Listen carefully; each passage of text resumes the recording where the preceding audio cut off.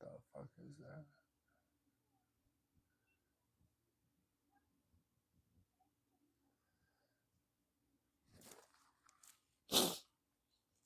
General group chat.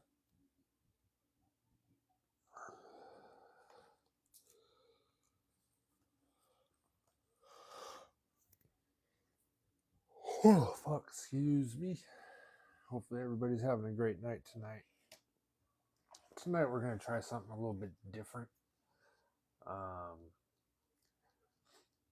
Tonight we're going to talk about borderline personality disorder.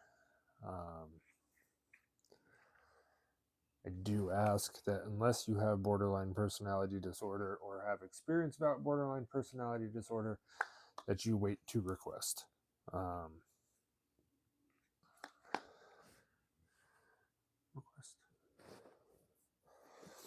But once we get some more people in here, we will be getting going. Appreciate everybody coming in. If you guys could double tap that screen, try to push this up to 10K likes, try to get it on the FYP to get this out in front of as many people as possible.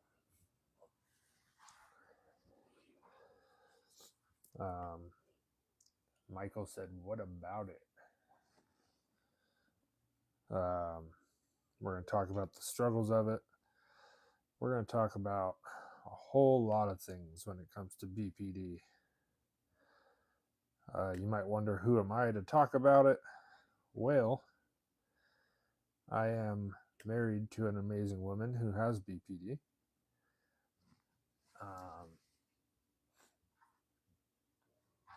Speaking of that amazing woman,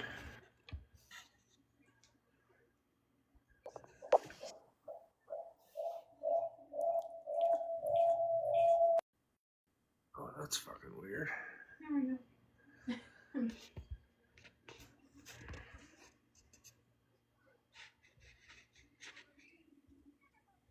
Cleo. Hi, Cleo. Hi. Michael, I said that we're going to be explaining what BPD is, symptoms, struggles, whole lot of shit. If you might wonder who I am to talk about it, I am married to an amazing woman who happens to have BPD. She is on the panel. That's weird. How are you doing, Cleo? Okay. I've been worse. Hey, I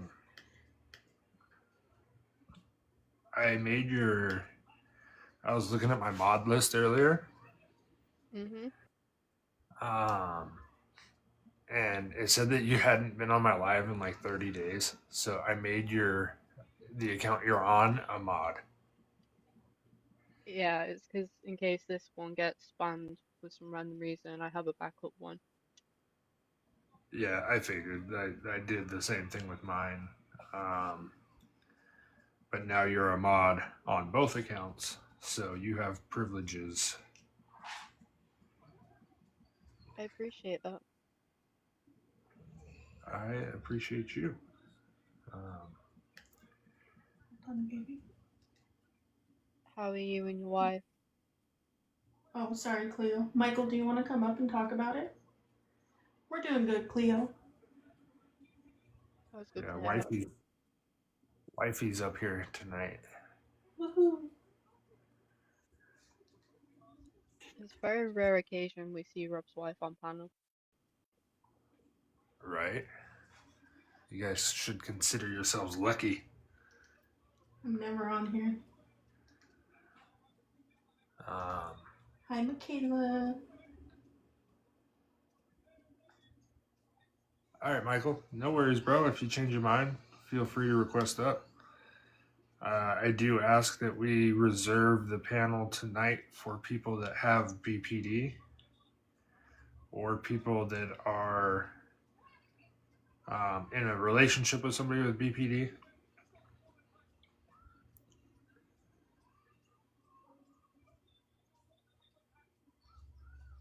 was misdiagnosed with BPD for the last 7 years. Damn, that's rough. That is rough.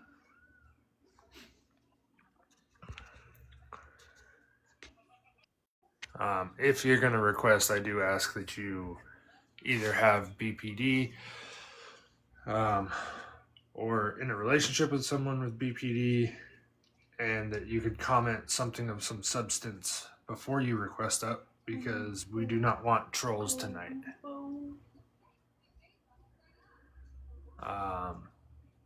Yeah, I don't fancy trolls tonight. Fuck that, no. To Yeah, the no person trolls. to the person that asked if fuck, I forgot what you said already. I'm sorry. I have BPD. Is this for people to ask questions or Nightmare? We're mostly just talking about it. I have 7 pages of stuff that I'll put out there for people. If you have questions, you are free to request and come up on the panel, and we can answer your questions to the best of our ability. Just a disclaimer. I just saw a comment. Sorry, Rob.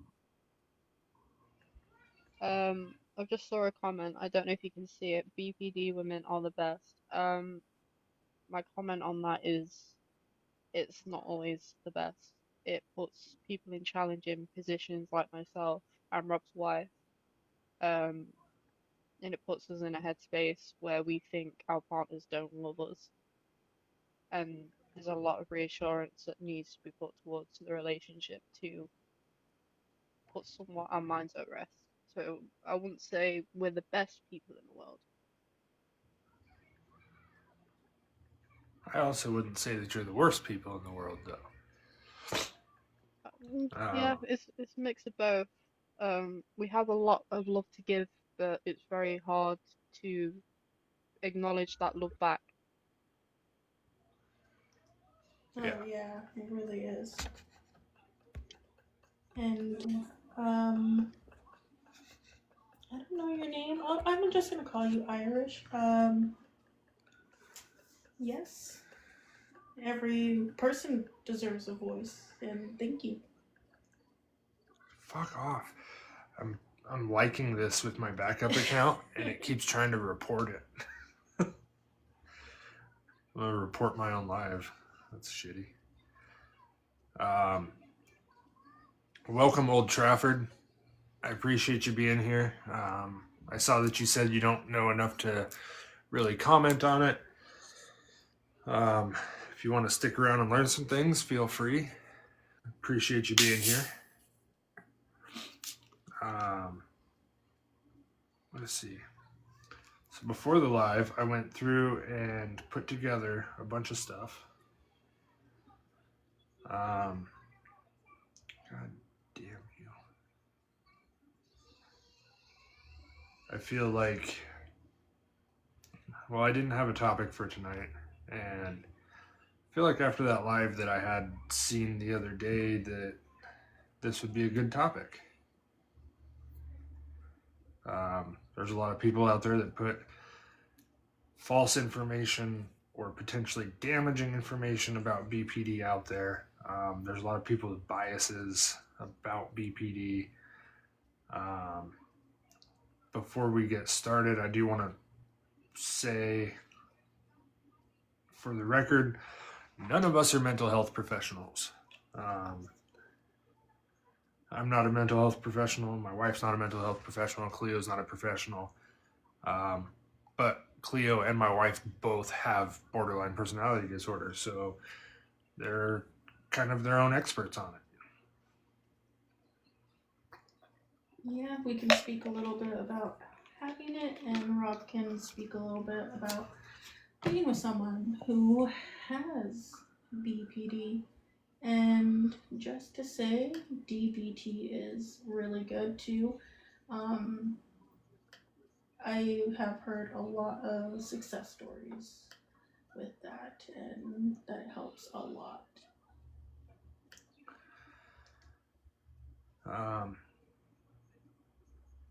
Whoa. That's weird.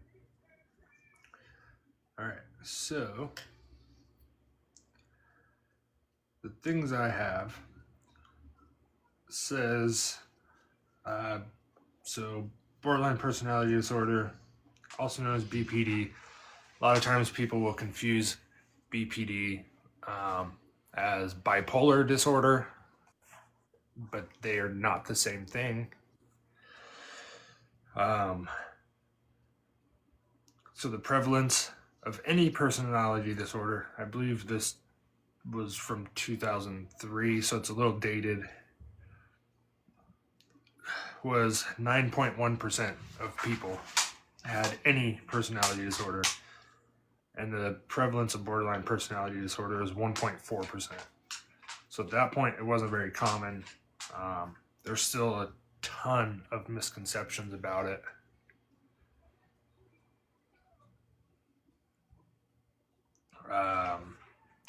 This next little bit's coming straight from the Mayo Clinic. Borderline personality disorder affects how you feel about yourself and relate to others and behave. Symptoms: strong fear of abandonment.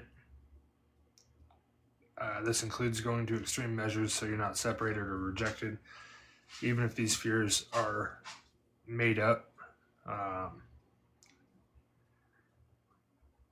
A pattern of unstable, intense relationships, such as believing someone is perfect in one moment and then suddenly believing the person doesn't care enough or is cruel. Quick changes in how you see yourself. This includes shifting goals and values, as well as seeing yourself as bad or as if you don't exist. Periods of stress-related paranoia, a loss of contact with reality. These periods can last from a few minutes to a few hours. Before I go any further, I do want to say not every person with BPD has every symptom. At least in the States, when they test you for BPD, I think there's 7 criteria, and you only have to meet 5 of them to get a diagnosis. Is that right? I think it's 9. Oh, 9 criteria, and you have to meet 7 of them.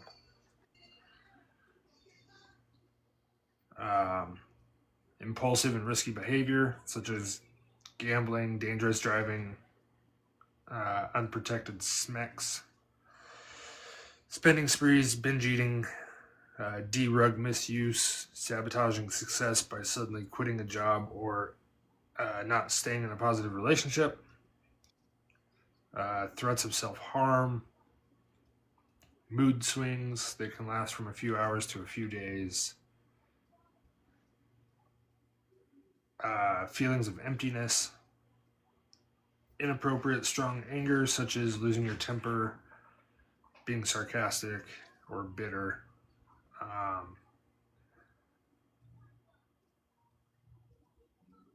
They don't really know the full cause as to why people end up with BPD. There's like a genetic element, so you can be genetically predisposed, but there's also an elemental part or an environmental element as well.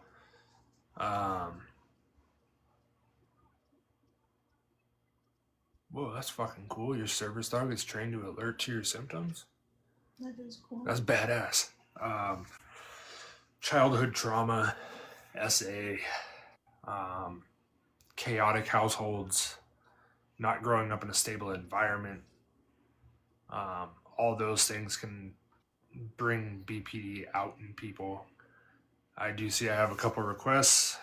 I do want to say, if you're going to request, please either have BPD or be in a relationship with somebody that has BPD. We really don't want trolls tonight.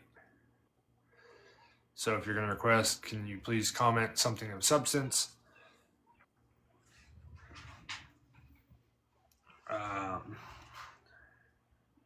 Factors related to personality development that can raise the risk of getting borderline personality disorder include hereditary predisposition. So you might be at a higher risk. if a blood relative, your mother, father, brother, or sister, has the same condition or a similar condition. A stressful childhood. Many people with the condition report being sexually or physically abused or neglected during childhood. Some people have lost or were separated from a parent or a close caregiver when they were young, or had parents or caregivers with substance misuse or other mental health issues. Um, Others have been exposed to hostile conflict and unstable family relationships. Um, it comes with a whole list of complications: repeated job changes, not finishing education, legal issues, conflict filled relationships, unstable relationships. Um, BPD can go hand in hand with multiple other mental health issues such as depression, substance use, anxiety, eating disorders, PTSD, and a few others. So basically, for people that have BPD, their amygdala is hyperactive.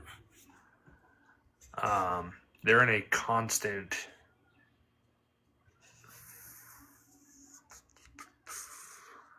yeah, bro, they're working. They're in a constant fight or flight mode. So I've been with my wife for seven years, and we're in a really great spot now. But she struggled through those 7 years with her BPD. She's doing great now. Why is my Discord not working?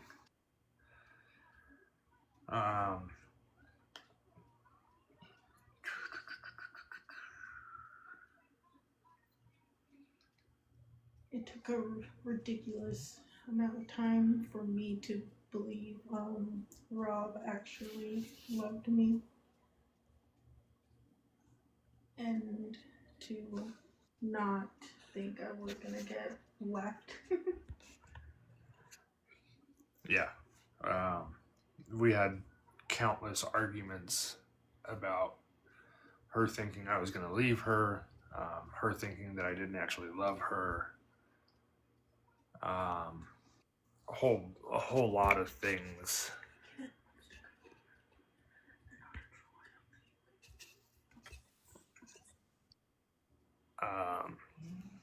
Hold up 1 minute, Ken. So what I was saying about amygdala hyperactivity, studies using neuroimaging techniques show that the amygdala in people with BPD is more active when exposed to emotional stimuli, especially negative stimuli. Research suggests that individuals with BPD may have a smaller amygdala volume compared to those without BPD. This amygdala dysfunction is believed to contribute to the emotional instability and difficulty in regulating emotions that are characteristic of BPD.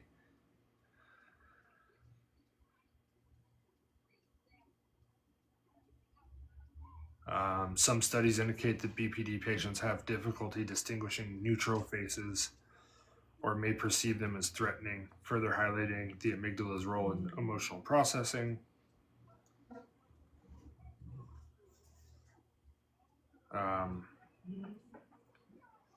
Treatment options, dialectic behavioral therapy, cognitive behavioral therapy, and mentalization-based treatment, medication.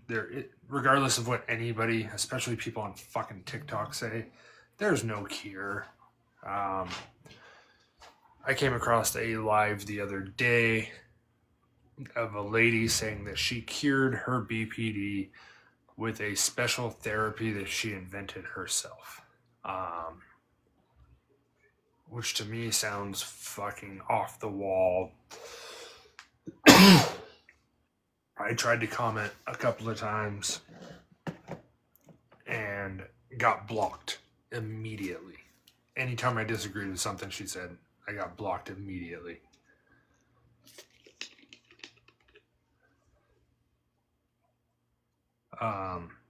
Real quick, Kent, for TikTok, could you state your age real quick? Yeah, I'm 31. Awesome. I'll get to you in just a second, bro. Cleo, do you have anything to say about the things that I've read thus far? You've explained it very well. I am listening to everything you are saying. I'm just a bit dissociated at the moment. I think everyone seems to think people with borderline personality disorder are the same, and they're not. Um, like myself, I can have similarities to Rob's wife, but they're not going to be the same. And I don't know if Rob's wife would agree with that or not. Um, Oh yeah, I agree. Sorry, I was about to comment. I forgot I had a microphone. so we can have similarities in certain things, but they won't be exact same similarities as what people think. Um, with the woman that Rob mentioned, which I think we're on about the same person. I did message that woman myself, and I asked her what made her think that she has a cure for BPD, and I thought it was mental because there isn't a cure out there. You can have medications given to you to try and somewhat calm it down a bit, but you can't actually do anything to get it cured. I got diagnosed when I was 18. I'm now 20, and it seems to get a lot worse between now and in my future. It's going to be a lot more difficult. So yeah, that's all I have to say at the moment. Thank you, Cleo. Do you have anything you want to say? Mm-hmm.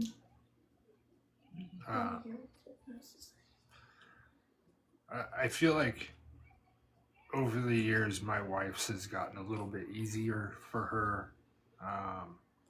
That's not to say it is that way for everybody,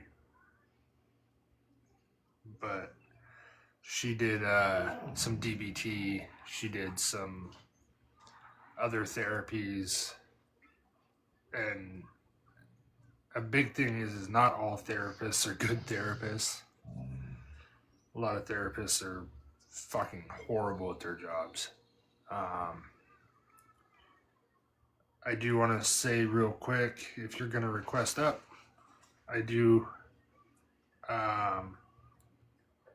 expect you to either have borderline personality disorder or be in a relationship with somebody that has borderline personality disorder. We do not want trolls tonight. Any other night, we're a whole lot more tolerant of it, but tonight we will not be. I just saw a comment. Sorry. Guys. Oh shit, the comment's gone. Where's it gone? Uh-oh. Guys, what are the highs and lows like with BPD? I'd love to be able to help my family member. Um, do you want me to explain, or would you like to explain, Rob? I would prefer either you or my wife to explain that with your firsthand experience, or both of you. I mean, So you said the highs and the lows? Yeah. yeah. Oh, which aspect are you referring to? So with this one, I would like all of us to chip in, if that's okay. Um, for me personally, what I see or what I try to understand with the high and lows, because I've not physically got my head around of understanding myself just yet. But the highs are like, um, how can I explain this in the best way possible with not sounding weird? The highs are for me like floating on a cloud, like you're very hyperactive, you see things in very good ways, and I'm not very good at explaining the highs. I might have to let that one to Rob's wife. I can explain the lows. Um, the highs to me, like when I'm super, super happy, it's almost like I've never been this happy ever in my entire life. Even if it just happened yesterday, or 20 minutes ago, or an hour ago, it still feels like I have never felt that happy in my life. And I don't know if anyone has seen or participated or anything like that, but in my head, it would be like if I took a drop of something, if you know what I mean. Yeah. D-rug. Everything's so beautiful and colorful, and it's amazing. The lows for me, it's shattering. It's hard. It's exactly like the highs, but low, the opposite. You feel like you've never felt that low in your life. And then it comes with a lot of negative thoughts. And I like to say spicy thoughts.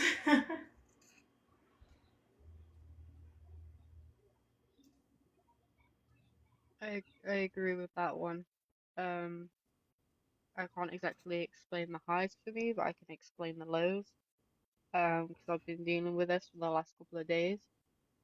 Um, so the lows for me are basically, like I said, I don't know if Rob's wife can agree with this or she's had this before, but I have suicidal thoughts and like the negative thoughts in my head are constantly going like 1,000 miles per hour and I can't keep up. So with borderline, it has a lot of extreme emotions than with someone that doesn't have borderline. Um, so they come out a lot more persevere than what someone that wouldn't have borderline. Um, but those are very negative thoughts, like Rob's wife said. Um, it can lead to SH. I don't want to get banned on TikTok. Um, it's basically like being Thoughts. happy, but it's not. It's the complete opposite, and you basically feel like you're crashing, not crashing out, but crashing down and breaking down as a person. And it's very difficult when you're in relationships with borderline. You have that thought if your partner's going to leave you, that's going to constantly reminisce in your mind. And reassurance can help a lot of people with BPD. And that's, I think, one of the key things I see in myself. And I don't know if anyone can relate. It's one of the main things I see in myself. Reassurance. When I ask questions and I get answers, they help me put my mind somewhat at rest. And if it doesn't, I end up going into certain episodes that take me either a few minutes or an hour to come out of.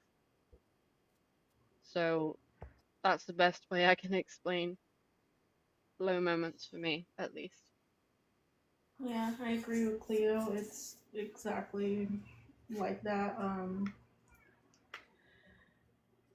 It ev- almost every emotion is heightened almost all the time, and it's Hey, Phoebes. I just got a violation for you. I think you were vaping. I'm gonna drop you, and you can request back up. I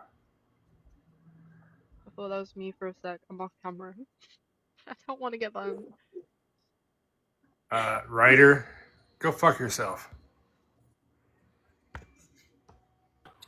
Thank you, Rob, for bringing awareness to this, like I said in the Discord. Yeah, for sure. For everybody that is requesting, I do just ask that you either have BPD or a partner with BPD. I ask that no trolls come up tonight. Typically, I don't mind so much, but tonight is a serious topic. And if you're just going to come up and trash on people with BPD, save your breath, because everybody's well aware of the negative aspects of it. And we will talk about the negative aspects of it tonight, but I don't need people up here just bashing on people that have BPD. Not everything is negative. Yes, it's hard, but not everything is negative. Can I ask a question? If it's triggering, I understand getting completely kicked off, but with my family member, not my partner, but my family member who's got it, I wonder if he gets, or we guess that he's got it, gets a little bit paranoid about not being in the relationship he's in, and whether or not that sort of affects the downside to it and can make it cycle a little bit worse. I mean, I think absolutely. Um, you know, I have permission to share everything that I share on here from my wife. There's been times that it's like when I go to work, I'm a blue collar worker. I can work anywhere from 8 to 16 hours a day. As soon as I walk out the door, in her mind, it's like I never loved her, that our relationship was never real, and that I'm never coming back to her. And It's crazy, yo. I think that can definitely affect the depressive part of it, because you know when they're, I can't say for everybody with BPD, but I also happen to be my wife's favorite person, because favorite people is a huge thing with BPD. So like when I'm here, everything's good. But as soon as I walk out the door, even if I'm going to the store for 5 minutes, like she does pretty good if it's a short term. But there are times like if I'm gone for 16 hours that like she has a really fucking hard time coping with that.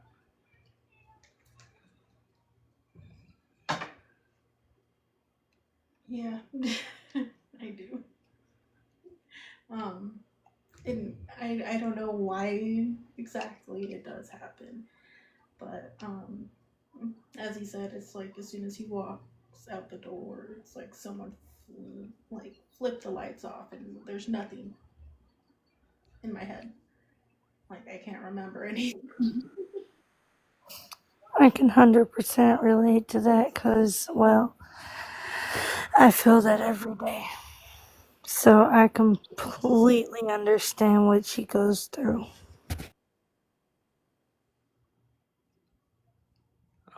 Did that answer your question at all, Phoebes? Kind of. In this case, though, I don't want to put like names or any. I just want to try and keep it vague, but explain the situation. It's more like when other family members turn up, or it's like this person gets really drained from that, incredibly, and then like a flip switch, a switch flips, and you go from trying incredibly hard to not being able to cope. And that can be in either a down or as that person's coming down and going through that cycle again. And I wondered if that was something that's classically BPD or just something to do with the cycle this person goes through. If that's a question. I think I understand what you're saying. Is it like the is it when they're around a lot of people and afterwards?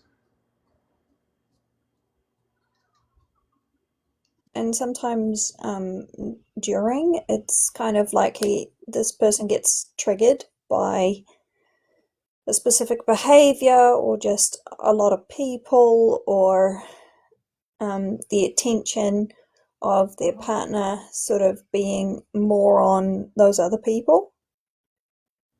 And Okay.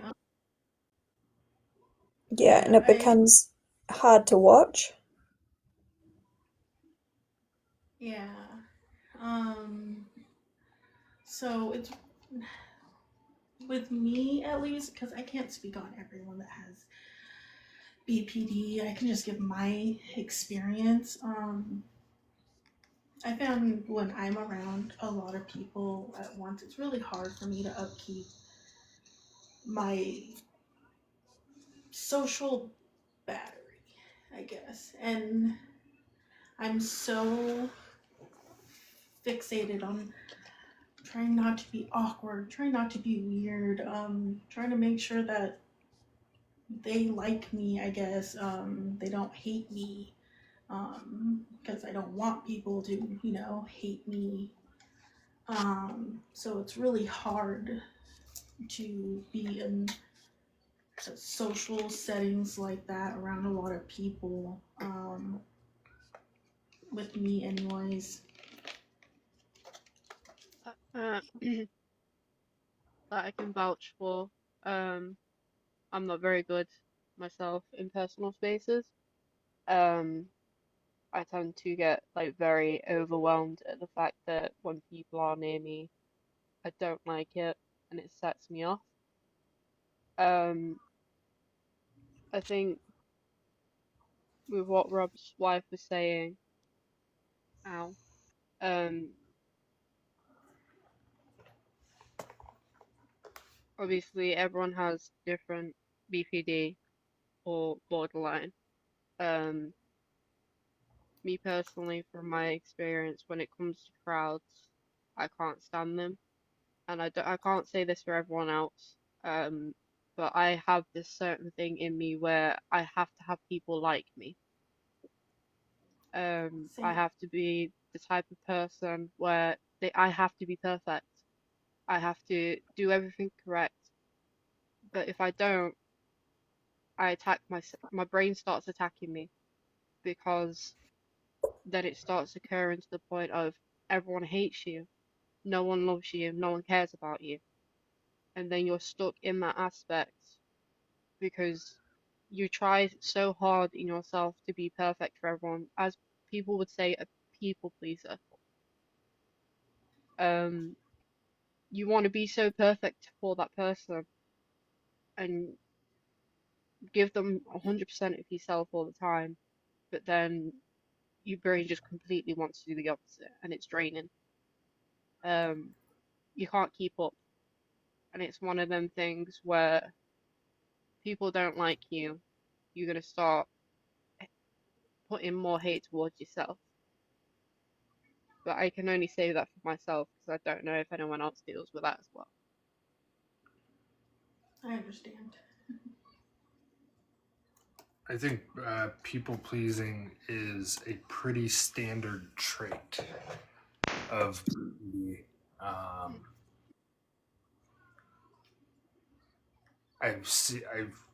my wife's that way. Cleo, you said you're that way, and I've followed quite a few creators that have BPD, and they talk about it as well. I know for my wife, there's a whole lot of black and white thinking. So there's no middle ground. It's either somebody loves her or they hate her. There's no middle ground. There's no neutral to it. Um, and so, like social interactions, if it's not with people that are very, very familiar, it can be incredibly draining for her. Um,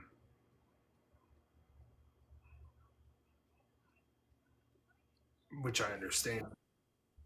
That makes more sense to kind of what goes on. Yeah.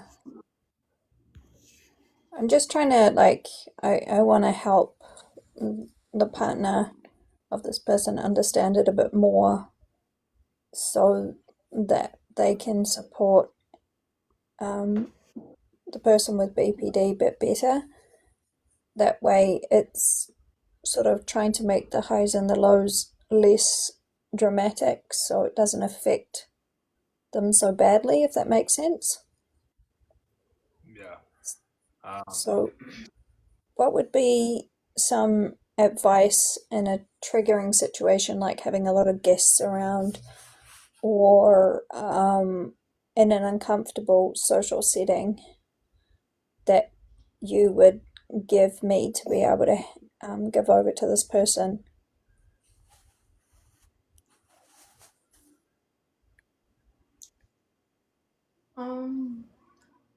I'd suggest if the partner is willing, at least for the time being,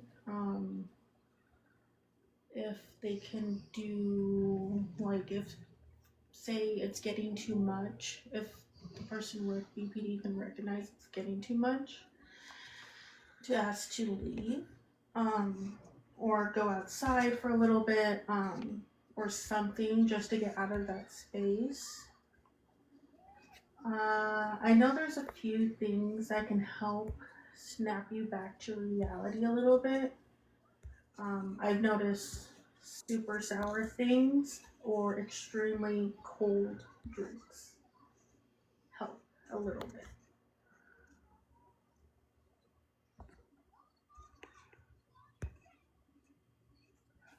bit.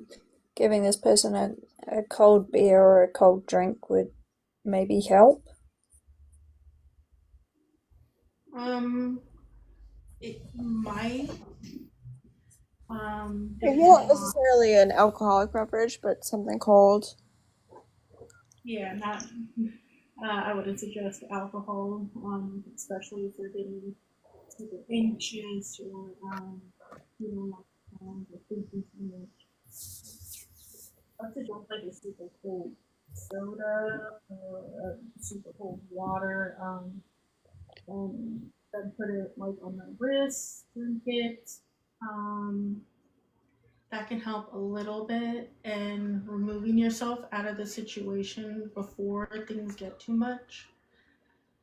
Can help calm you down before it gets too much.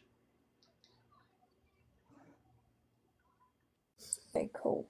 And just to jump in based on what Cleo was saying, just removing like any extreme stimuli, I think is very helpful in a lot of cases. So when you talk about a cold beverage or those things, like you mentioned a cold beer or something like that, something that's not going to exacerbate stimulation, right? So alcohol can be harmful in those circumstances, depending on a lot of factors, of course. But generally speaking, a cold glass of water with some ice in it, or a Sprite, or some other kind of beverage that's non-alcoholic can be a lot more helpful than something that is.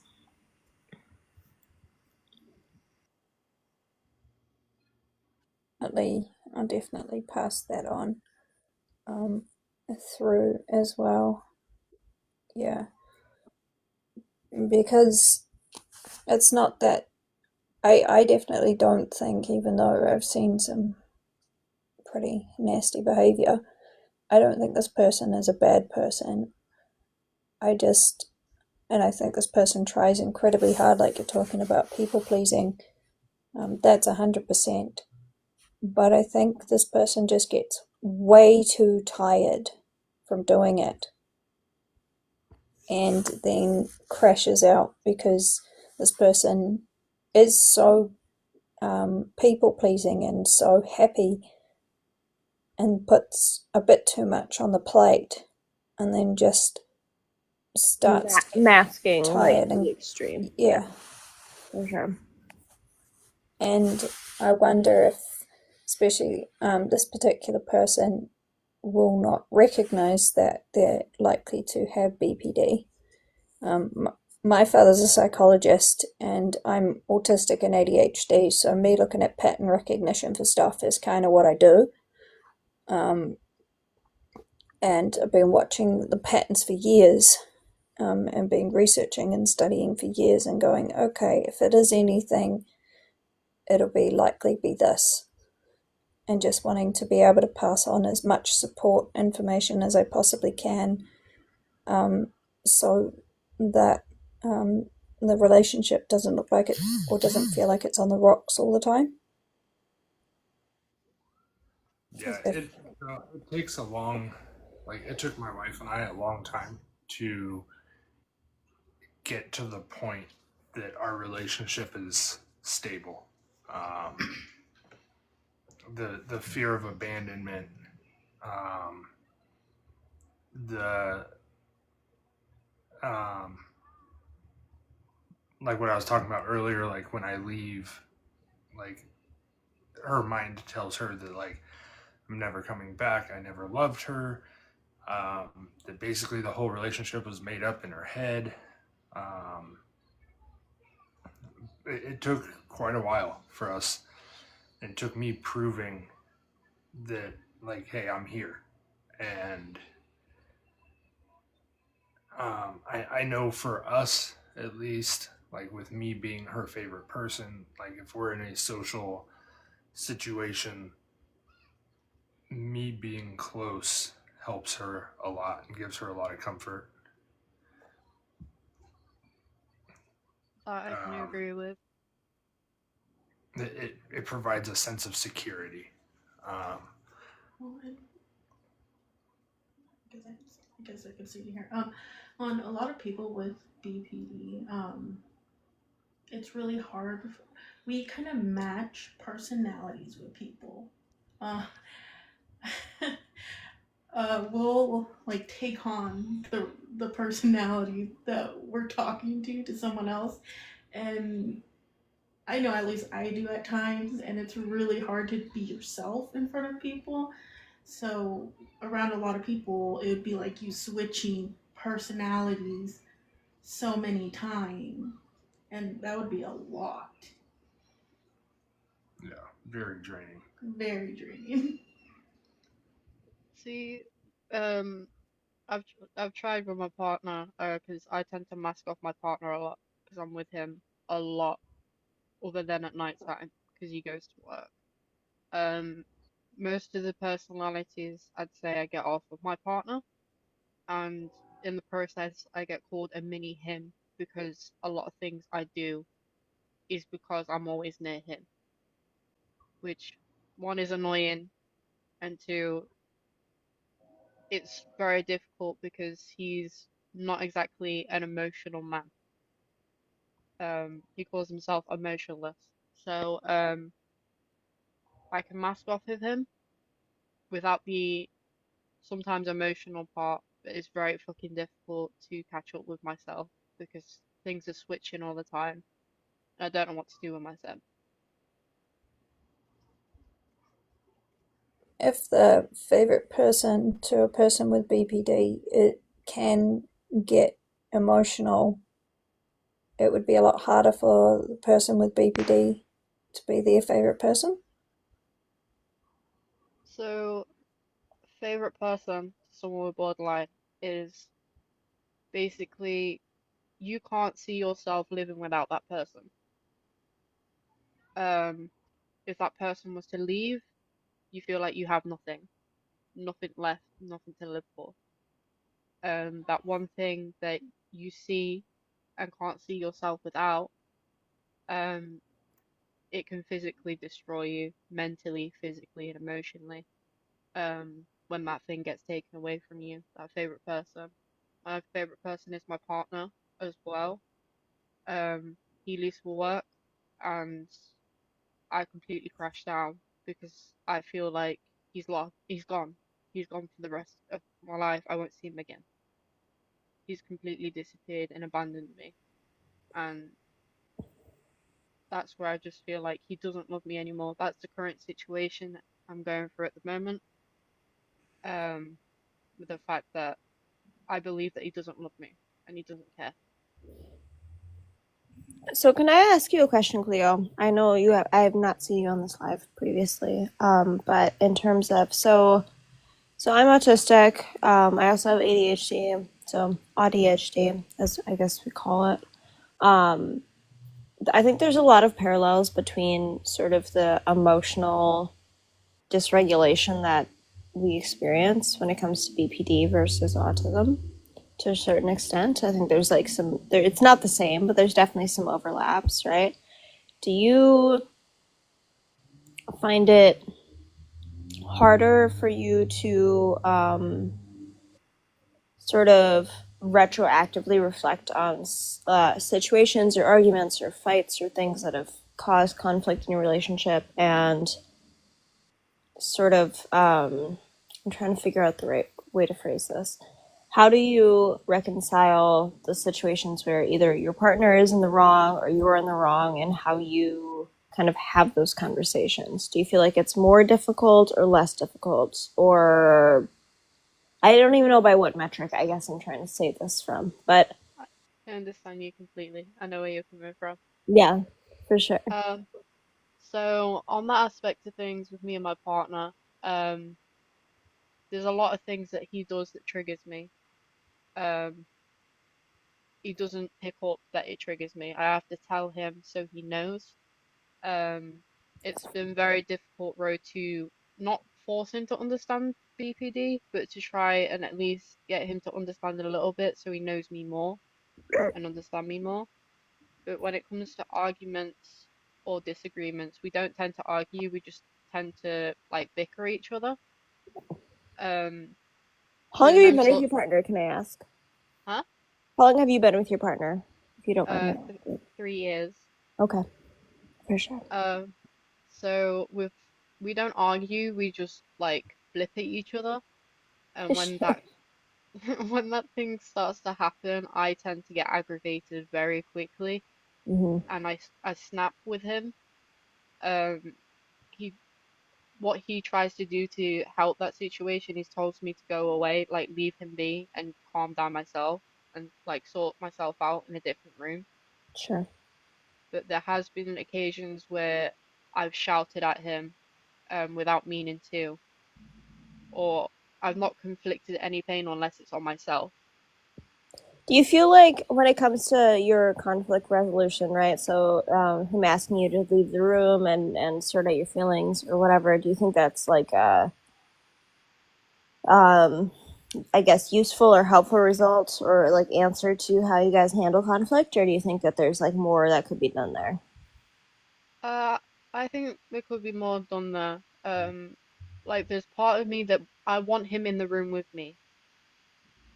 Sure. Um, so there'll be times where I want to be left alone, and there'll be times where I want him to like just hold me and tell me that I'm going to be okay.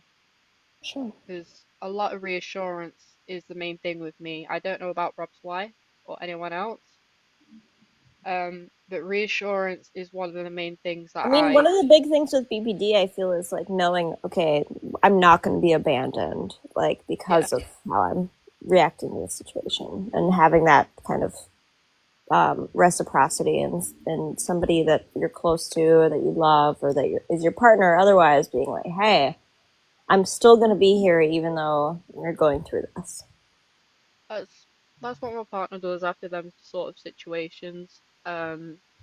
He'll come back in and well, come back into the room and he'll speak to me and he'll give me that reassurance saying he won't leave, he's not going anywhere, he still loves me. But like a couple of days ago, I went through the same scenario where I was asking people for help, like Rob's wife and Rob's help for what to do because I was struggling. Um, so I was in the situation where my head was constantly telling me my partner doesn't love me, and I'm still in that situation now. It's just it's gonna take me a while to understand that he does love me. Right.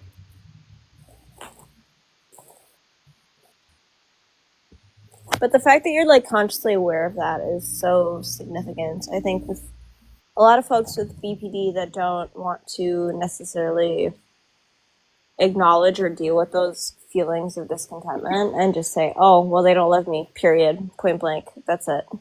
I'm done.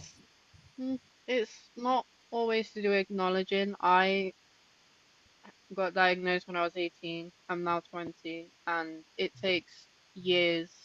I can only vouch for myself, but it's took me years, and I still don't understand it. I still don't understand myself and why I am the way I am.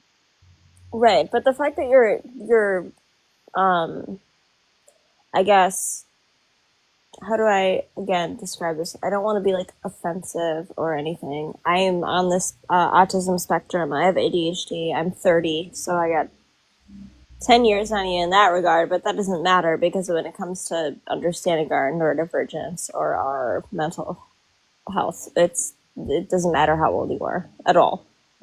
I don't think that is even remotely a factor, but um, it sounds like you are in a space where you're, able to recognize maybe sometimes when your symptoms of your BPD are affecting your relationship and understanding that, hey, I have to step back and say, how am I feeling about this? What am I feeling? And how is that affecting my relationship? And I think a lot of people, regardless of if it's BPD or bipolar or autism or anything along those lines, to be able to recognize and understand, hey, I need to step back for my own sake and recognize what I'm feeling in my heart and what I'm feeling and how it's affecting not only myself but people around me is like extremely important. So I just want to say I'm proud of you for that. And I'm sure your partner is proud of you as well.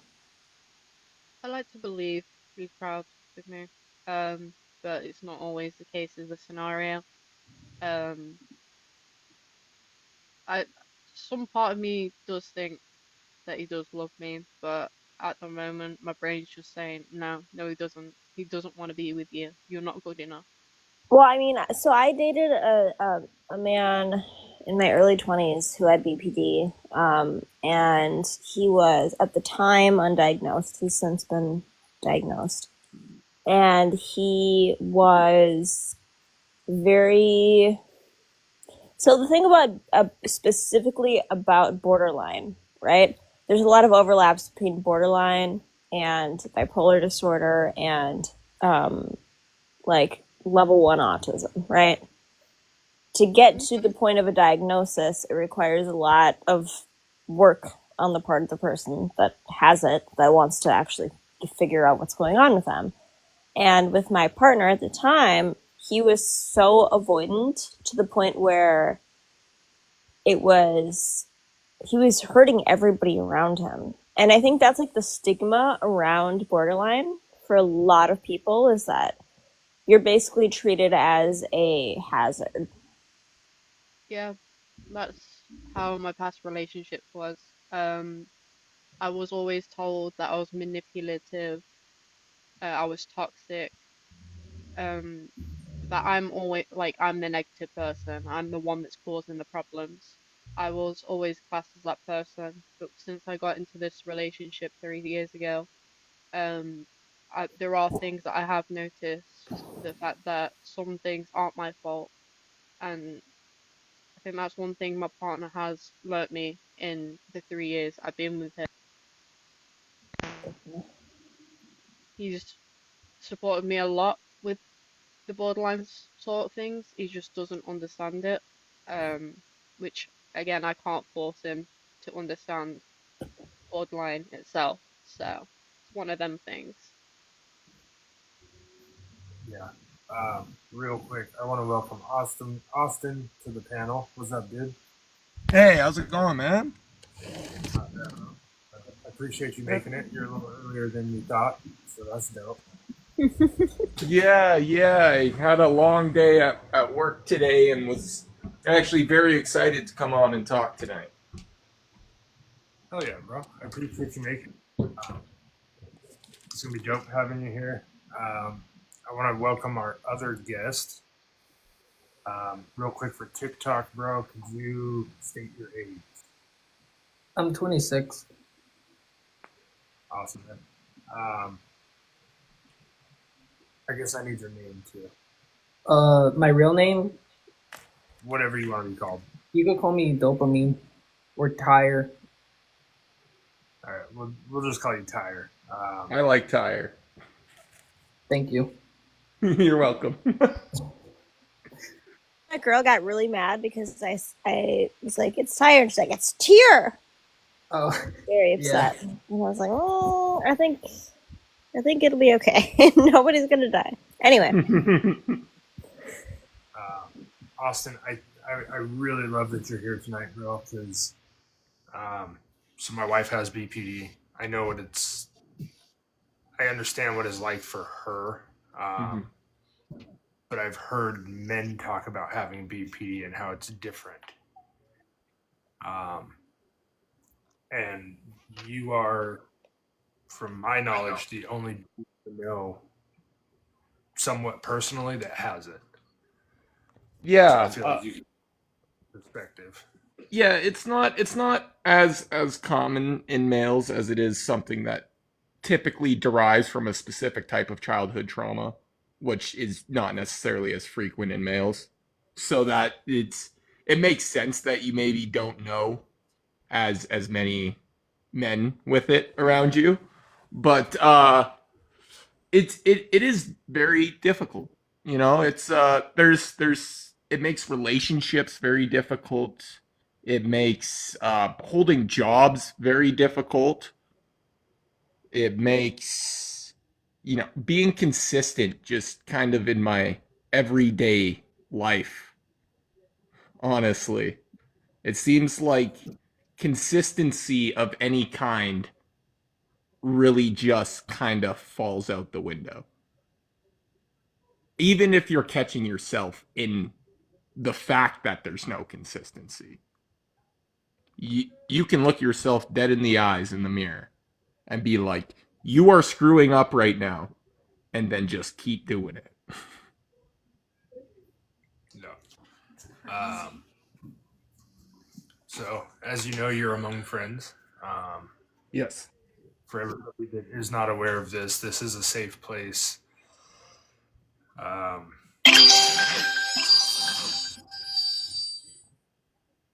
Scared the crap out of me. Excessively loud. I'm going to throw a quick disclaimer out there for everybody. None of us on the panel are professionals. We cannot diagnose you. If you find yourself, Phoebes, that was people gifting towards my gift goal.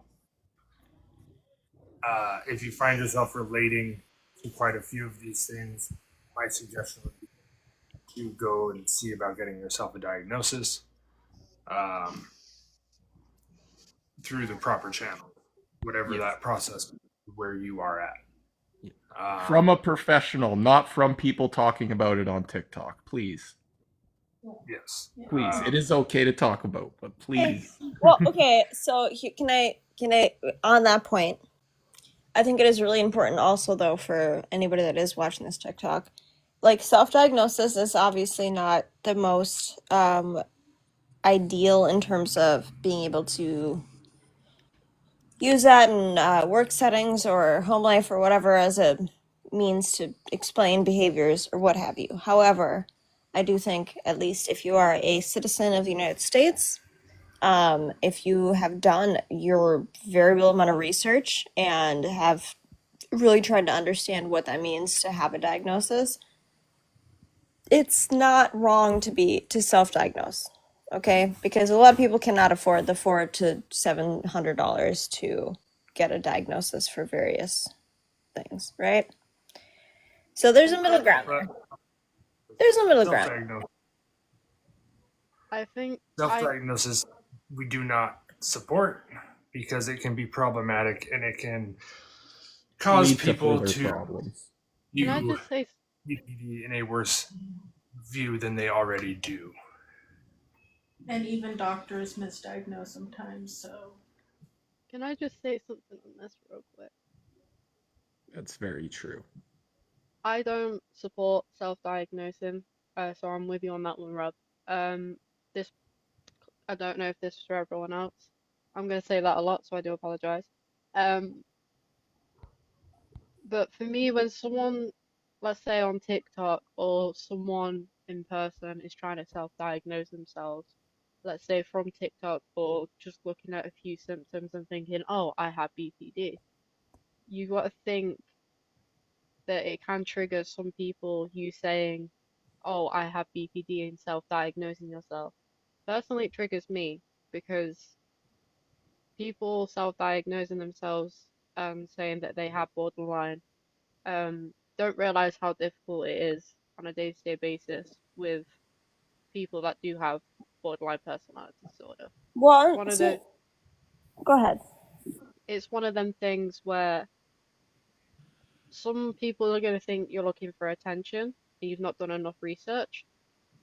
On top of that, it's going to annoy a lot of people because without you going through doctors, having yourself medically and physically looked at, there's so many tests towards borderline that you need to do before you try and self-diagnose yourself. So personally, I don't agree with the self-diagnosing part. So can I guess, let me elaborate a little bit further, right?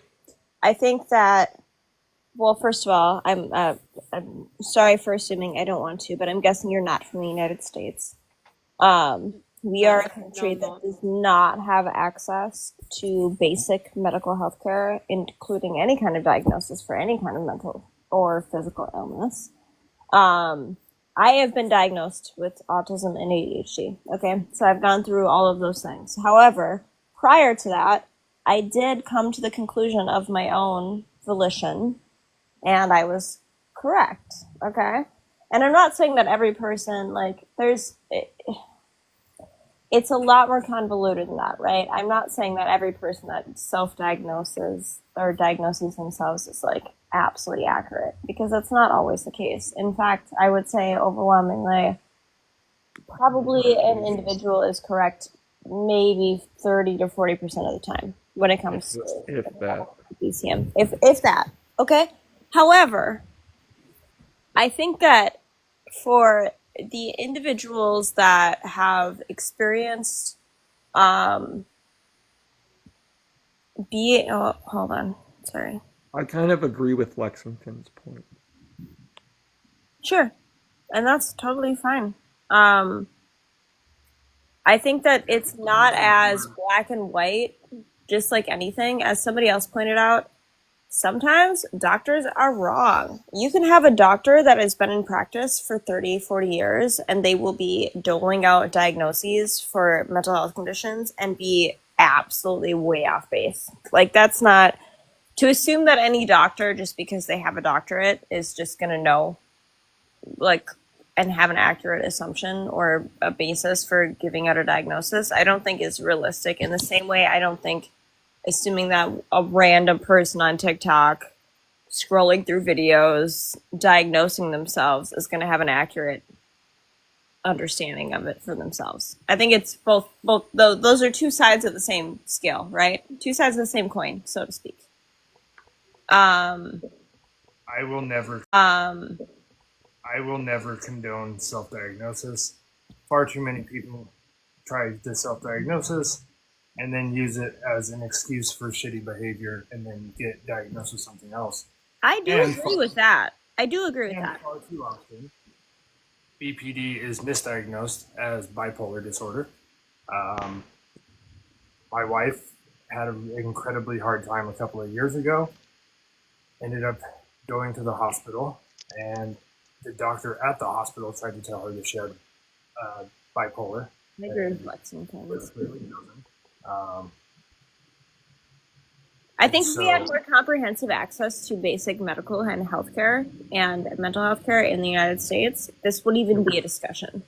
I think that is the primary focus that we should be really paying attention to here. Right now, anybody that condones self-diagnosis will get dropped from the panel because that is harmful to not only the individual but anybody with BPD.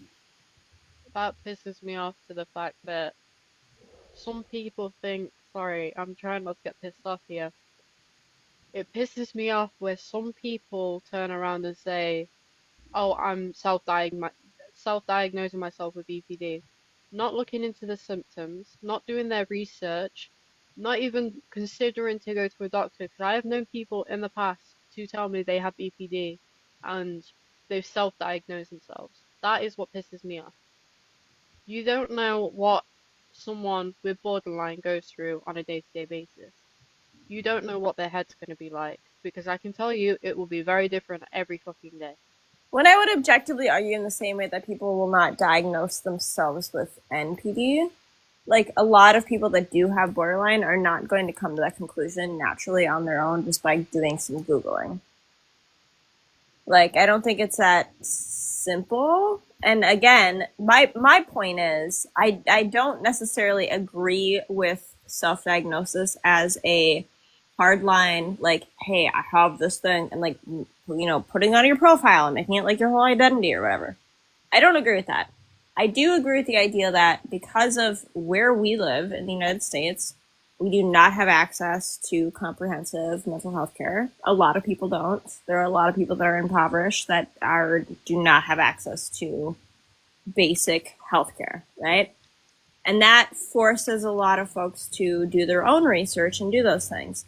I do not think that every person is capable of necessarily self-diagnosing in a way that actually makes sense or is like based off of any factual evidence. And that's part of why I, you know, there's a middle ground here, right? I don't think that if you're going to self-diagnose, right, you cannot sit here and say that that's factual until you actually sit down with a mental health professional and have a comprehensive examination and have long-term therapy and a lot of other factors that come into play when it comes to a diagnosis, especially something like BPD, which is extremely complex and not as simple as just check these boxes. Do you do this? Do you do that? XYZ, whatever. I don't agree with that. However, I do think until we are a nation, which honestly, I can't see that happening in the next 50 years, if that, of us being a country that actually gives a crap about any of these things in sincerity and like provides people, regardless of income, regardless of age, gender, sex, race, any of those things. Until we do that, you can't be like mad at somebody for self-diagnosing. You can say you don't agree with it, but I don't agree with the idea that you should be upset with them or that they're like inherently bad people because they are choosing to do their own research and self-diagnose. The metrics for that, for self-diagnosing, are like so ridiculous, right? You could fucking Google the words BPD and read 2 articles and say, well, I have BPD. That doesn't make it true.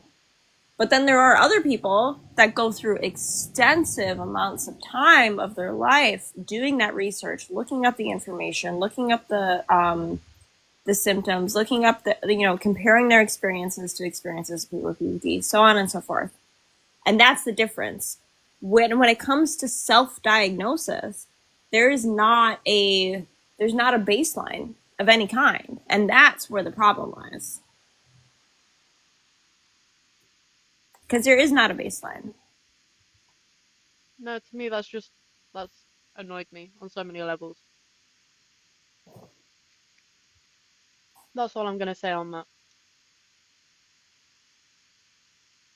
Sorry, I misheard the first part. You said something unlike you?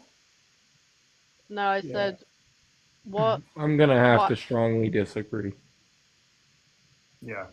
Self-diagnosis. We will never condone self-diagnosis ever. You can suspect. That has I'm Well, I would sorry. assume Rob, You that you derived a agree. strong argument, but it just doesn't sit right with me morally. So Rob, I would assume that you agree with the idea that if we had more comprehensive mental health care in the United States, this would be a non sequitur, right? I believe I that to an agree. extent. I believe I to wasn't an asking extent. you, I was asking Rob. Oh. Well, There's no need to be rude. he has just as valid point.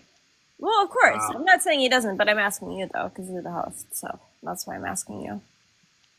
No matter whether we have better health care in America or not, I will never condone self-diagnosis because it is problematic. Okay. So can I ask you again?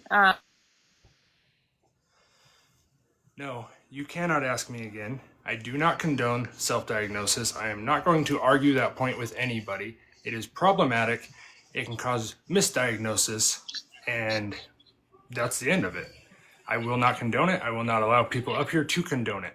Mental health is not a fucking game. Mental health is not something that should be self-fucking diagnosed. Agreed. I agree with that. And you are the only one up here that wanted to argue that point, and we're not going to argue that point. That is not what this fucking live is about. End of conversation. Right there.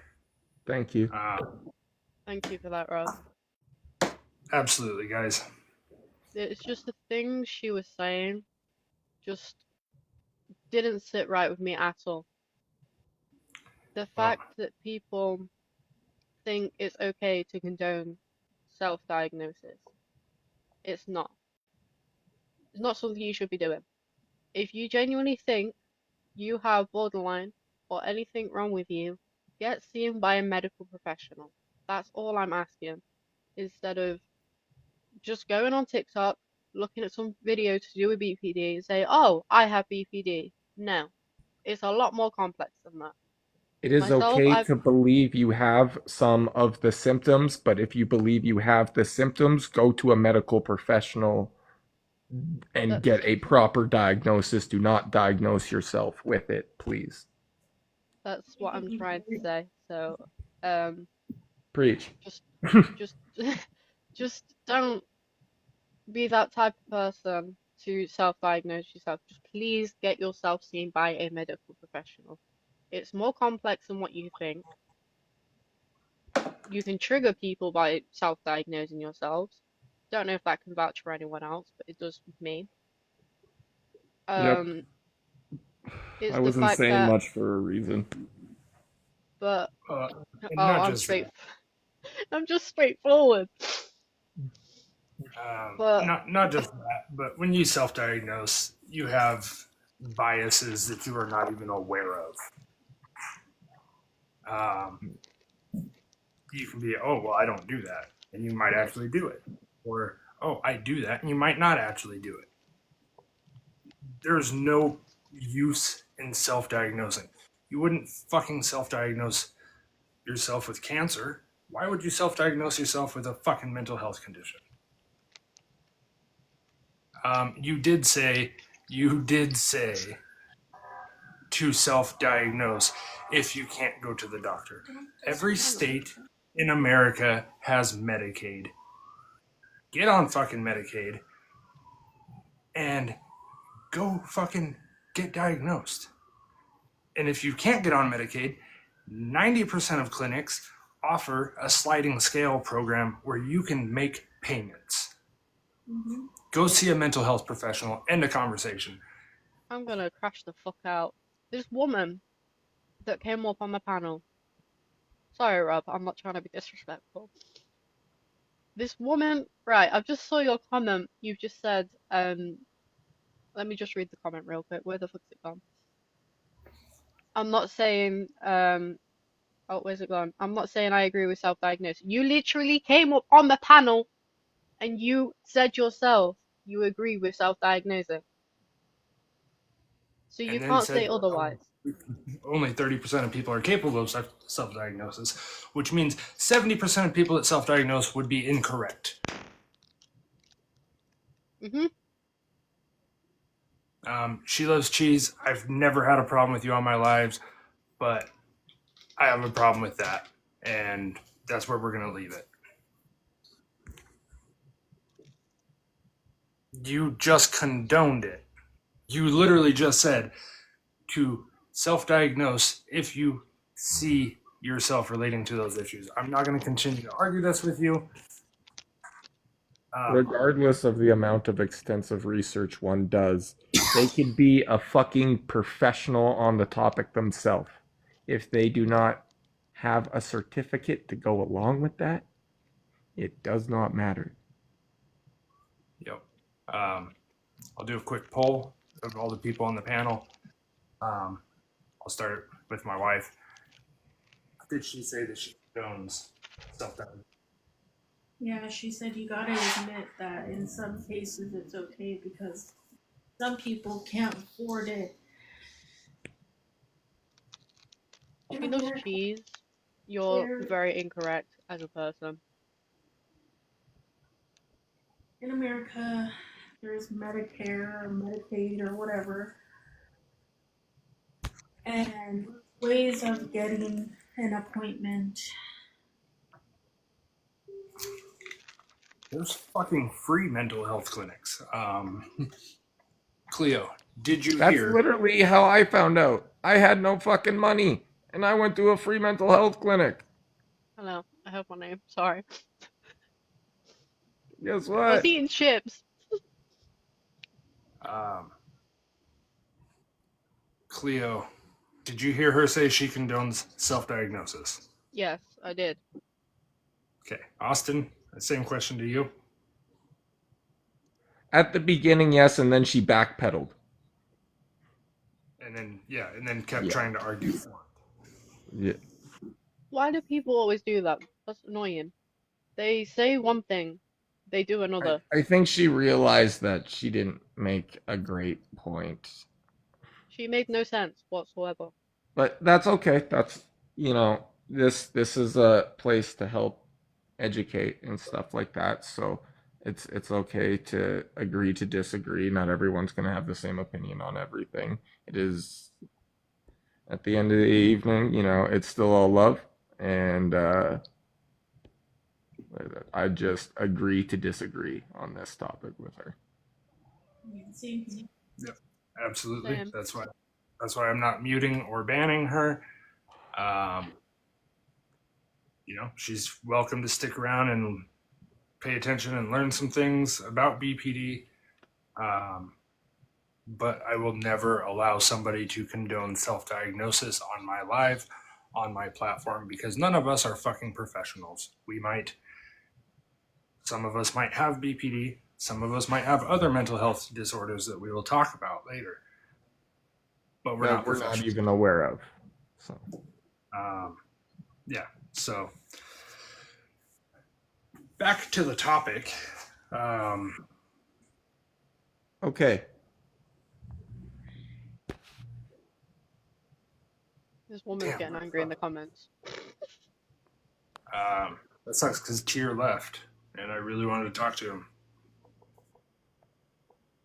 I think he said Tyr, he would be back.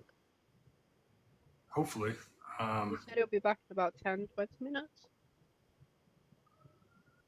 Okay. I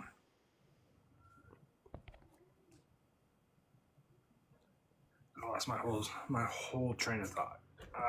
So I did see somebody in the comments ask for symptoms. I have a list of symptoms here that I will read through real quick.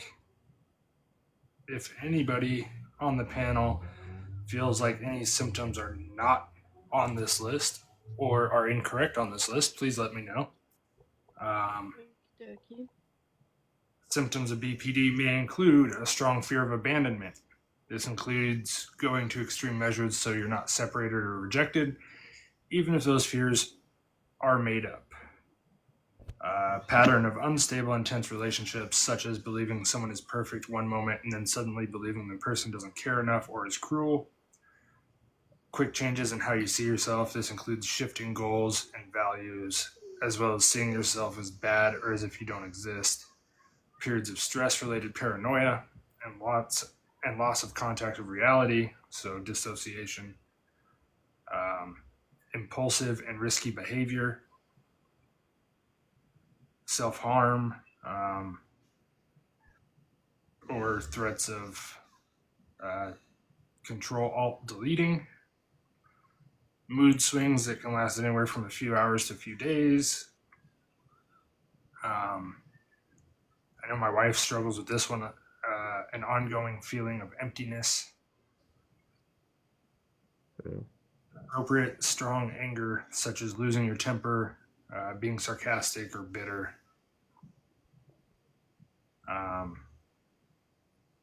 Does anybody have anything they would like to add to the list, or anything they don't experience? I mean, don't know. like, oh, sorry, Go go ahead. ahead. Go ahead, Austin. It's fine. No, you go ahead. No, you go ahead. Okay. Damn, I lost my train of thought. But no, I said it earlier, I believe. Like struggles with like jobs, relationships, even like any sort of interpersonal relationship. Like those are the parts that I've found personally to be the biggest struggles for me.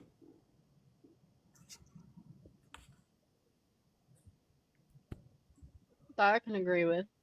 I don't know if you mentioned this one or not, but avoidance of like conflict. I can't deal with conflict in general.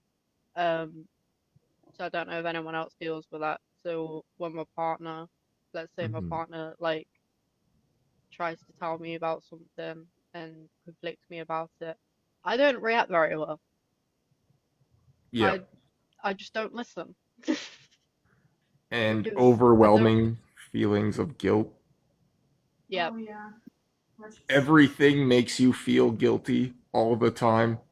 Even if like you have literally no reason to feel guilty about, you're guilty about something that happened 20 years ago. yeah. yep. You it's like you're looking for something to feel guilty about all the time. It's Yeah. like you're constantly angry with yourself, and that is literally all you see is self-hate. You have Yeah. no idea. Yep. Self-hate, and that's all we know.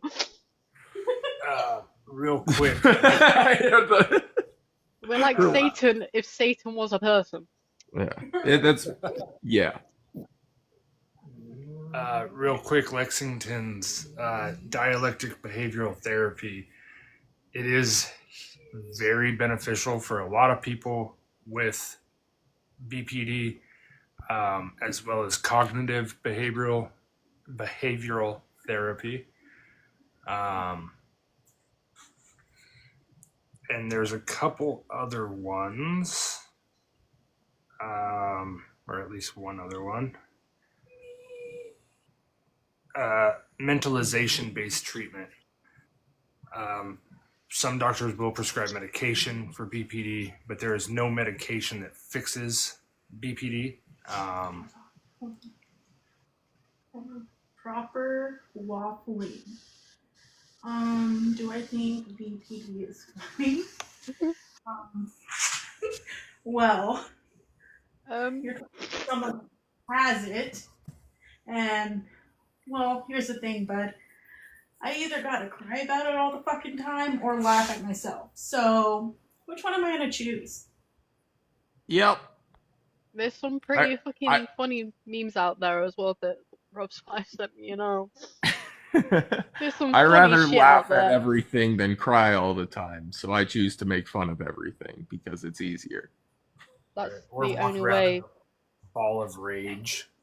Yeah. It's either you have rage, you have anger, you either make fun of yourself, because that's a way of coping, or you look at memes at random shit. Mainly, I look at memes that Rob's wife sends me, and they are pretty funny. Um, but you Bro, have Austin, to. BPD memes, man, we got a whole load of them. Dude, I got memes on the ready. Don't worry. But that's the main thing we have to do.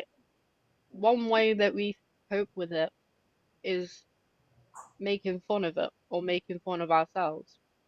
It's either that or we completely lose shit. Yeah. Every emotion is easily covered up by comedy.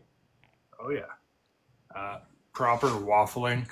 I don't know if you're talking to us or if you're trying to reply to people in the comments, but we're not bullying anybody. I'm the only one on this panel that doesn't have BPD. My wife has it, Cleo has it, Austin has it. That's why they're on the panel. Because who better to talk about it than people that fucking have it?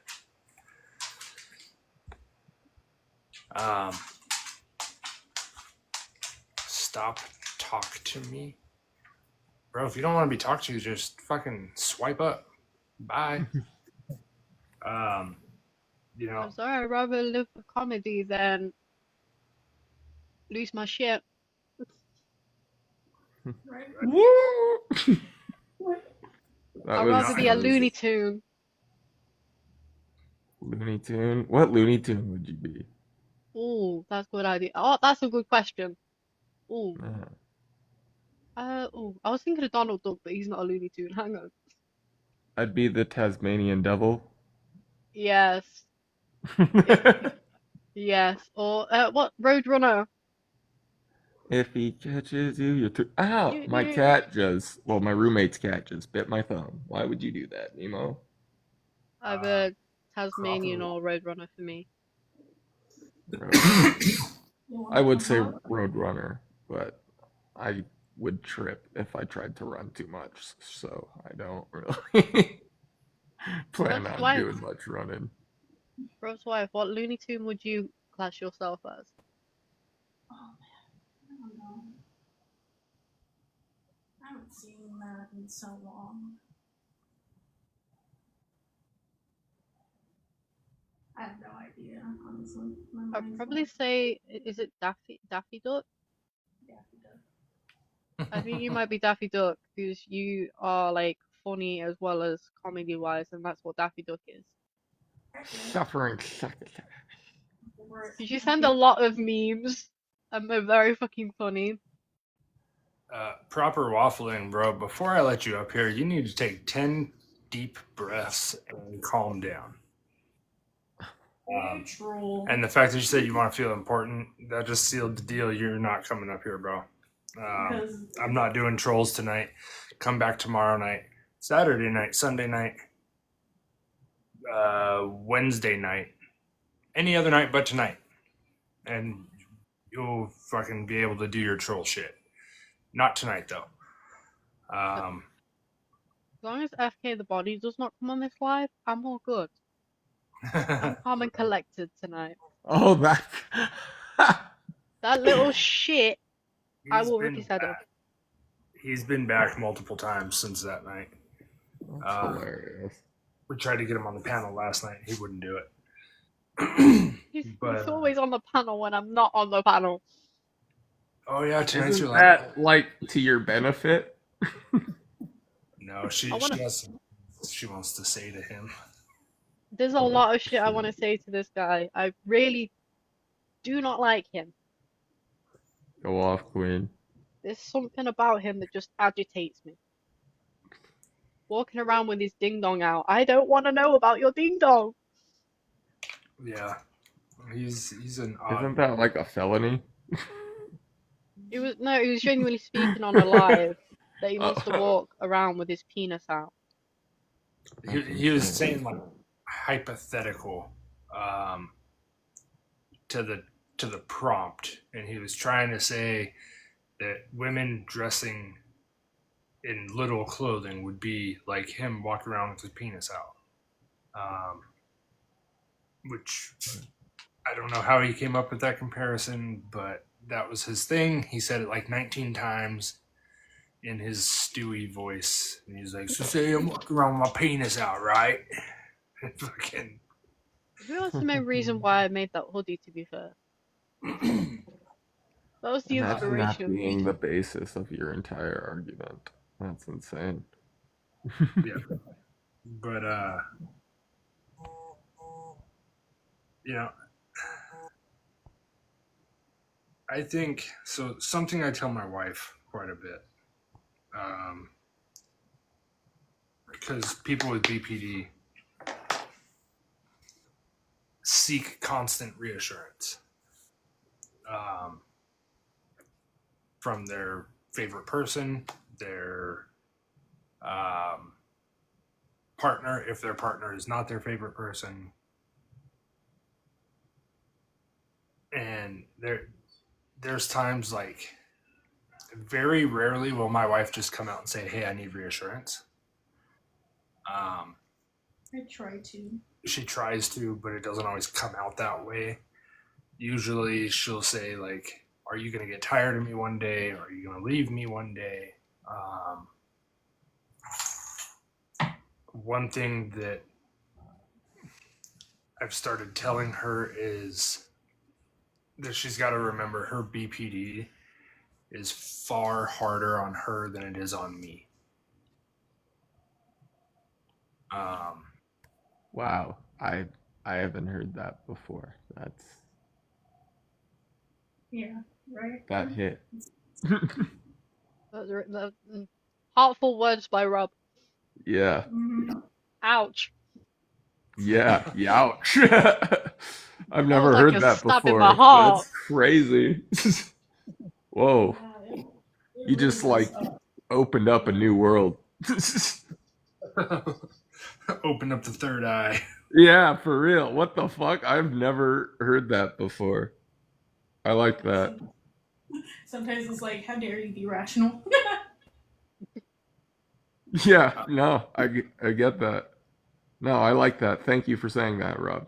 Anyways, continue. Heartfelt Yeah, words by Rob. absolutely. Because realistically, like, don't get me wrong, like, as a partner of somebody that has BPD, it is fucking hard. And the hardest part is seeing the person you love struggle. Um, the rare outburst of rage or the lows, like, yeah, that's sometimes it's hard to deal with because I've always been an angry fucking person. But um,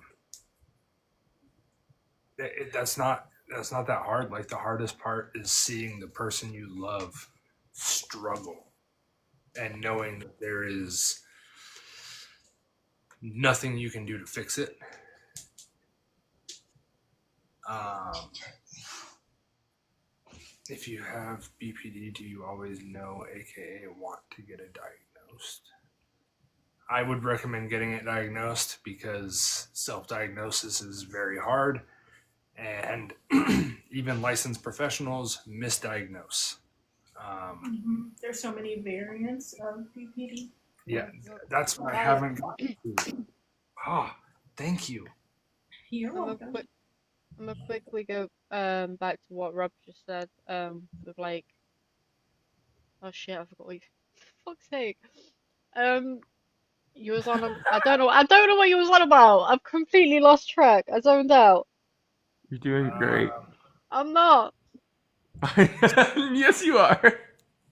So I was saying how, like, the rare fit of rage or stuff like that is hard to deal with, but the hardest part is seeing the person you love struggle or see the person you love be so down for what to me might be no reason. I've got you now. I've got you. Okay, go ahead. That took me too long to process. Um, so yeah, You're in going charge. towards what you said,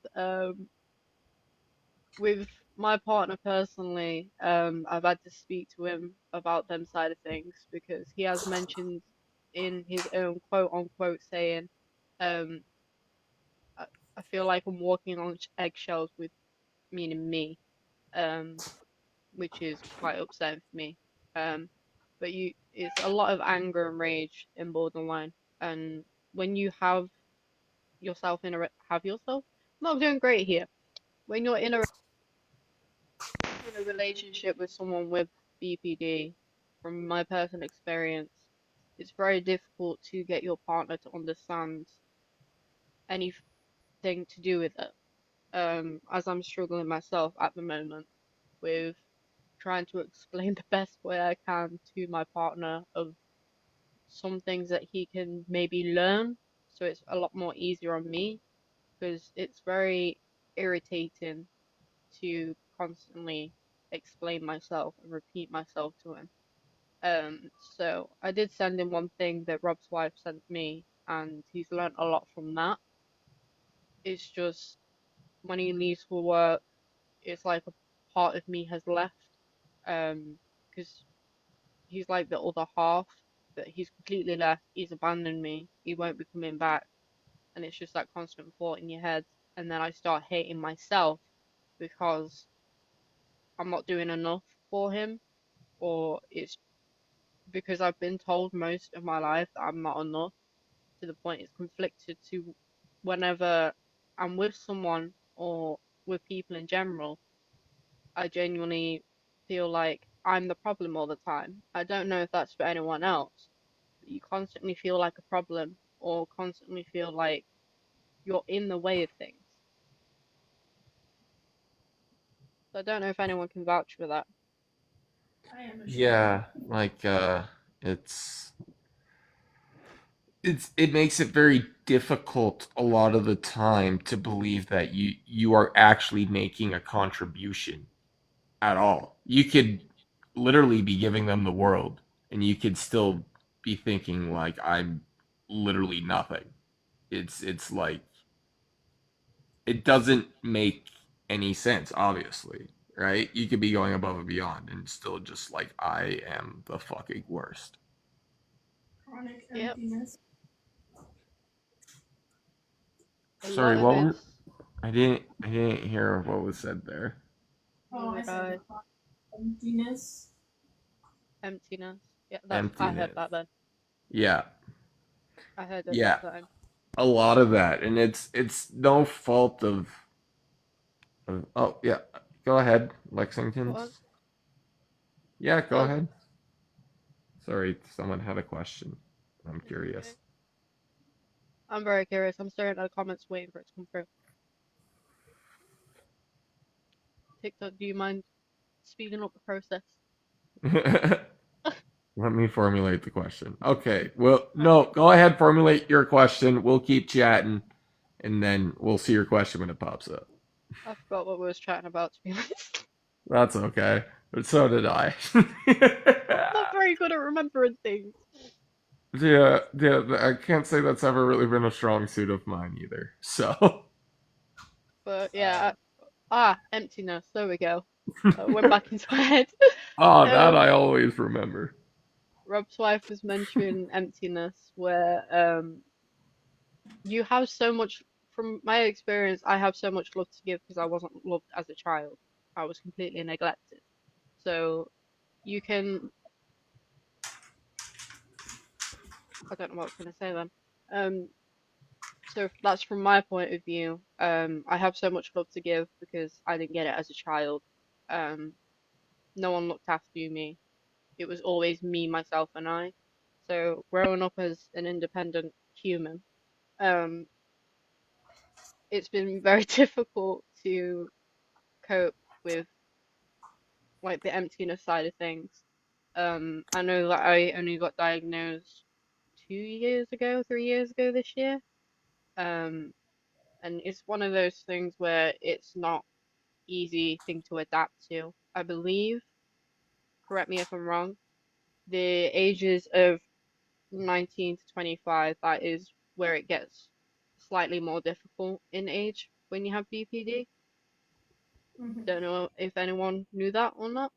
Um, Yeah, I did. but yeah, so between 19 to 25, it can be a lot more difficult to handle as I'm going through that myself, and I feel bad for the people that I speak to because then I'm putting my problems onto them and I start conflicting that on me.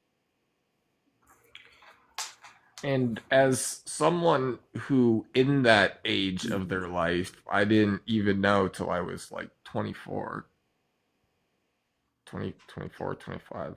I don't know. That whole time period's pretty much a blur. But the I didn't know. And apparently I had it like the whole time. And I just had no idea because I knew nothing about it. I didn't even think to get myself diagnosed for something because I was like, I already had ADHD. Like, that was already something I've been diagnosed with. I didn't think I needed to go get a second diagnosis. Yeah. See, I don't know if it's for women. I don't know if it's for just women between the ages of 19 to 25, unless that's for males as well. Hmm. I don't know. But I'm 20 now, and I'm just not looking forward to the next years ahead because you're still, your brain is still developing, and obviously hormones and everything, as you're still growing up, they're Hmm. still gonna get more intense than what they are right now. So I'd say I'm classed as a young adult, I think. Yeah. Um, so as a young adult myself, I'm just not looking forward to the next 5 years ahead because I know for a fact it's gonna destroy the shit out of me.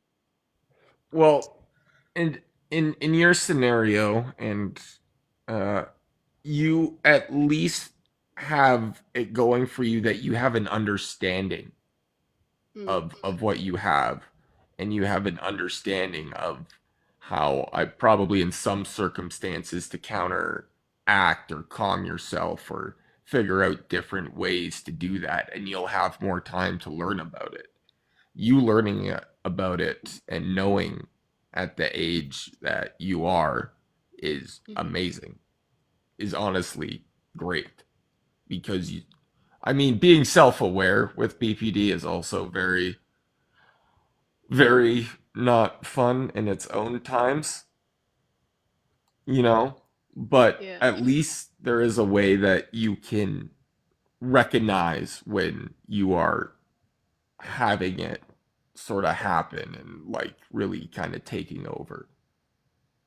yeah. I do have that sometimes. There are some times where I have no self-awareness because It's like it just blacks out. yeah, it blacks out, and it's like when I'm outside with, because I only go outside with my partner because I have a weird thing of just being near him is like a comfort connection thing. If I'm not with him, I start panicking. Yeah, Um, and I have no self-awareness when I'm outside either. And I think it's more worse when I'm outside than it is me being inside. Um, it's a lot more difficult to manage. Everything just seems black and white to me, and I just don't acknowledge the things around me. It's like things to do with my partner. I will say things to him and not acknowledge that I've said those type of things. And then I click with it probably like a day or two later or the same day in like hours or a matter of hours. I'll click and realize what the fuck did I just say? exactly. And then you're kind of just like, fuck. And then just this feeling of complete overwhelming guilt Mm-hmm. Yep. and It's almost just, sort of panic inducing guilt. That's the one thing I know hate's a strong word, but that's one thing I hate is the fact that once something's happened, the amount of guilt that gets put onto us because of our heads and how they process, it makes us feel so shit as a person. And Yeah. we could even be guilty for the randomest things possible and not understand why. It, I hard agree. I just, yeah, mhm. you pretty much like summed it up. I don't really have much to add to that. Sorry. No, no, that was really, really well said. It's just Uh, frustrating. real quick. I think my Hi, wife. Jen. Okay. I don't know if you guys got this. Lexington is formulating a question. Oh yeah. Did you guys answer that? Oh no, I Oh was about to no. read it. Sorry, I got really caught up in conversation. That's my apologies. I'm You're good. about I to have it read it right out. here. Oh, you have it? When you're experiencing the symptoms of BPD, is it something that in the moment you can feel yourself being less rational, but you can't stop yourself from feeling it anyway? Does that make sense? I can answer that one. Depending on the time. Some situations it's like yes, and then others like Cleo was mentioning earlier, it's not until like a couple hours later or the next day, next week even, maybe even the next month. And you're like, "Oh man, I was such a dick." or something just like out of nowhere. And you're like, "Man, I probably really shouldn't have said that thing because that like might have really hurt somebody's feelings." And then you're just like overwhelmed with guilt from like this thing that happened a week ago that's probably even resolved already, but you're just thinking how it sits with them lasting mentally and if that changed their opinion of you in the long run because now you're feeling get like you just dive into this crazy web of overthinking the entire situation for literally like I'll say it no reason. It's like most of the time it is not that deep, Yep. but you just dig it way deeper than it ever needs to be. Right. That's the main. Yeah, sometimes not. And even sometimes when you are aware, it's like all you can do is watch something burn down and you have a fire extinguisher and you don't know how to use it. So Yeah. Yep. And then it just all burns down anyway, no matter how hard you try to fix it. And then you're like, well, it's too late now. It's like when you like you solve like imagine when you're in a relationship or just talking to someone and you have a problem with them or you've had some sort of conflict between each other. Even when that situation has been solved, you're still gonna process that in your head and think, what have I done? What I've made it worse, or it's not being solved. I need to go back to that person and speak to them about it. It's Yeah. like one of those things. It's a repeated thing in your head, and it won't leave you alone. And then you go and talk to them or about it, and they're like, that happened like 3 months ago. Why are you even worried about it? And you're like, oh, yeah, I guess never mind. And then you feel stupid for even trying to bring it up. Yep, And then you I have a have whole new thing to feel guilty about. that situation a lot with my partner.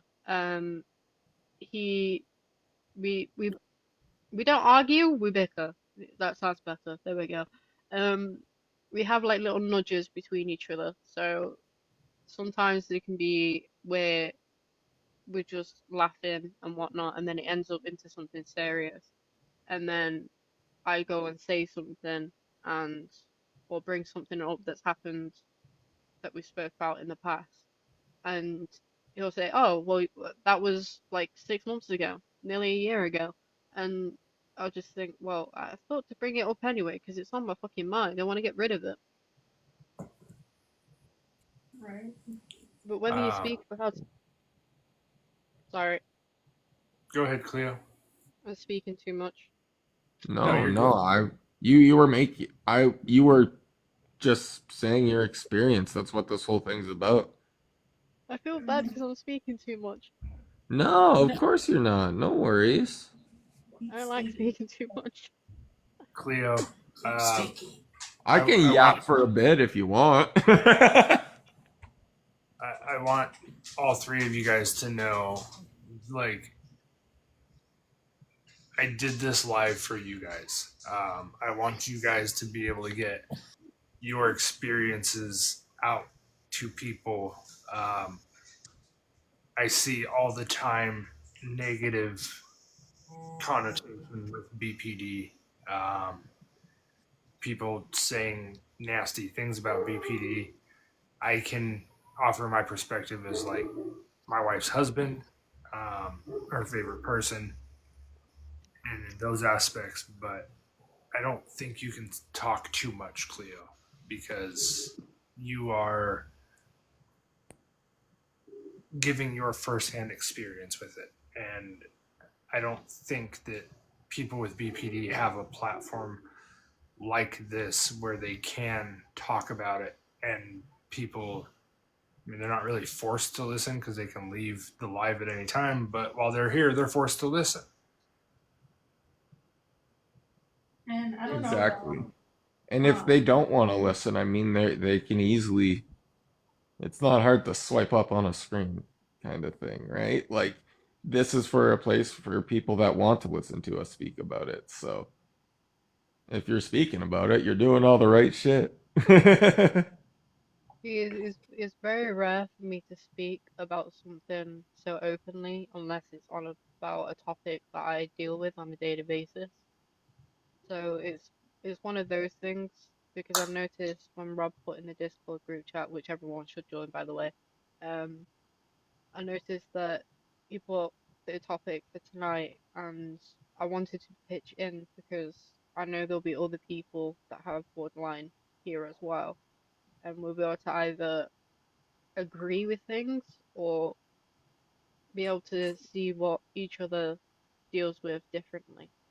Because obviously, all BPD people that have borderline, not all of it's the same, and it's nice to see other people like myself just speaking amongst each other and being able to just speak about it freely. So It is very comforting, honestly.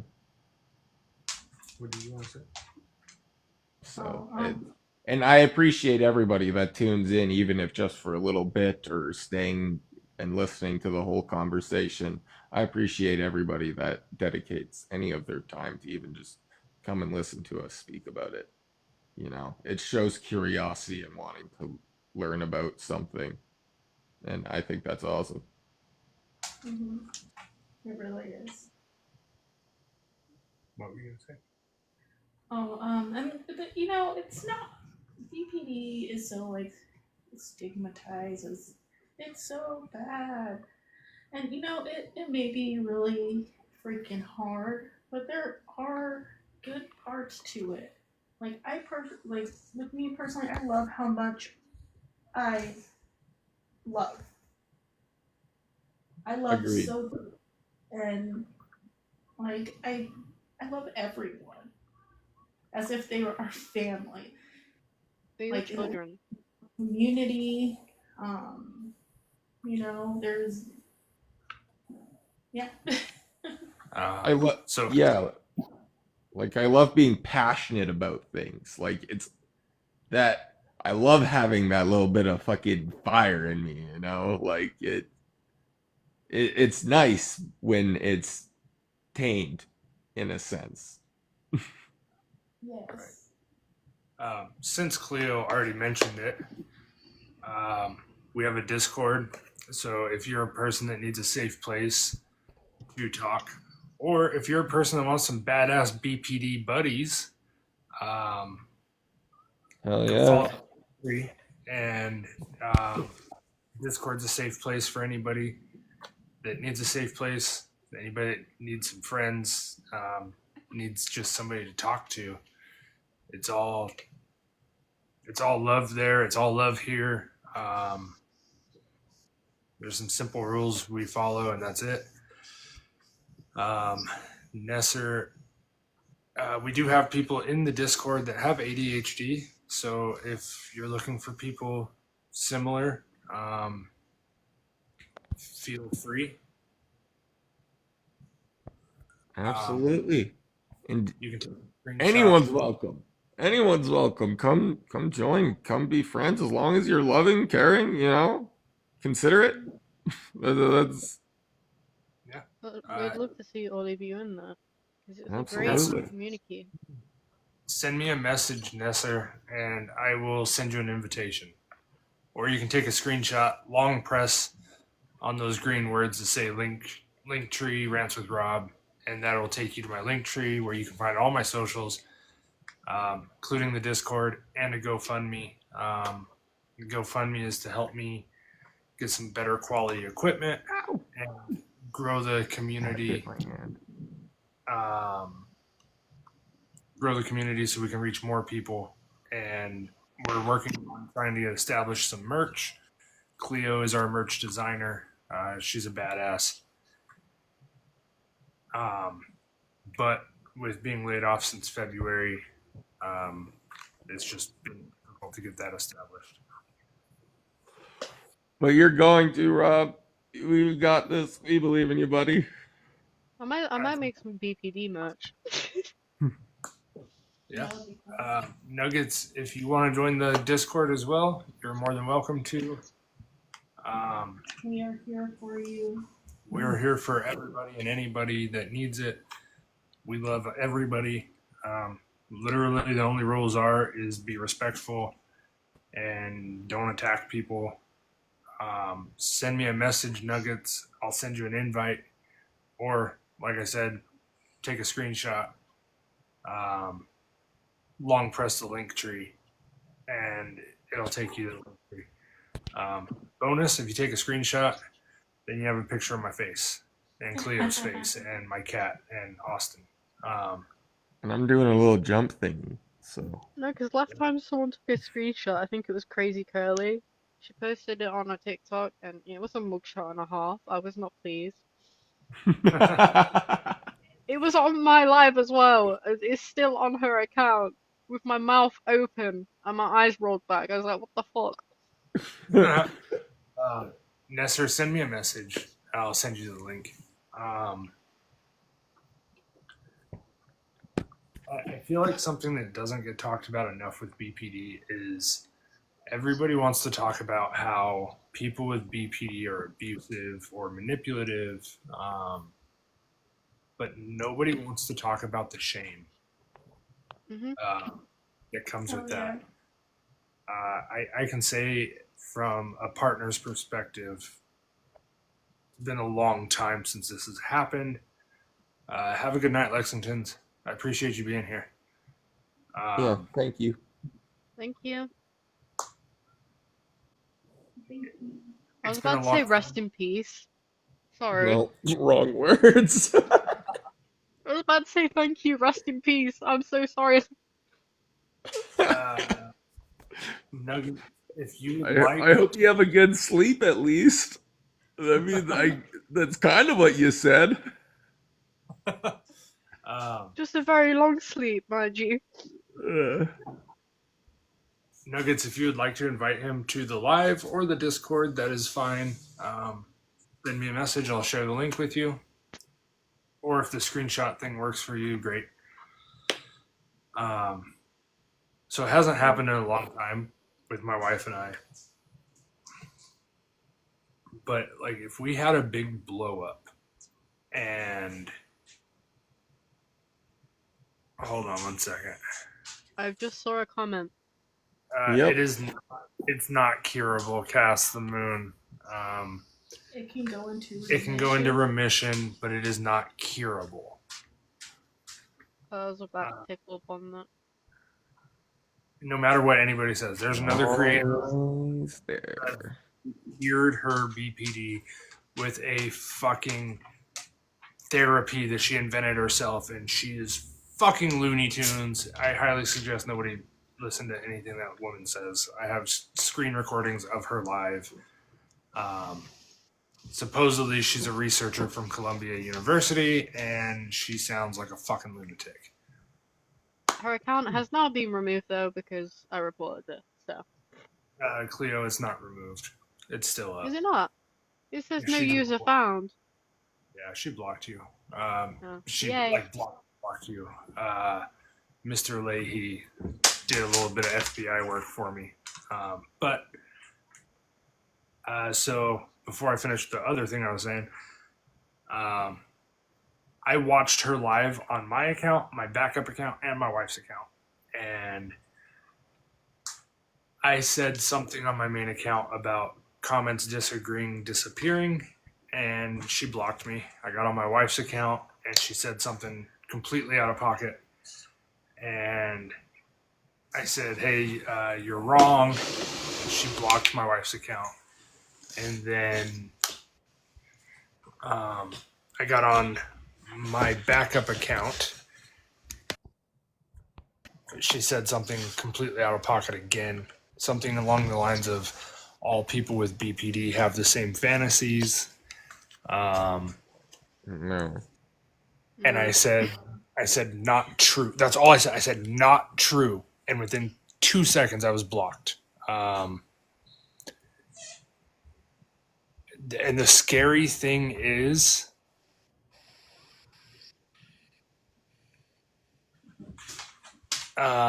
this woman has 205,000 followers.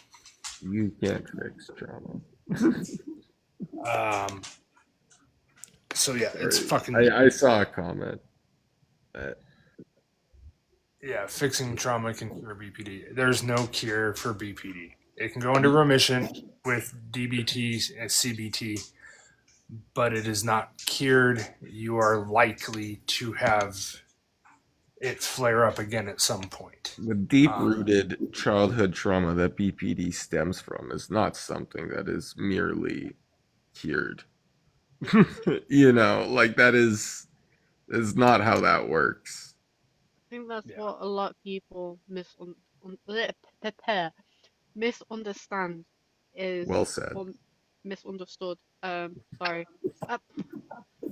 A lot of people misunderstood the fact that BPD has no cure. Yes, you can have certain medications to make it a little bit more subtle. Extensive therapies. I've been to therapy myself. That thing is shit.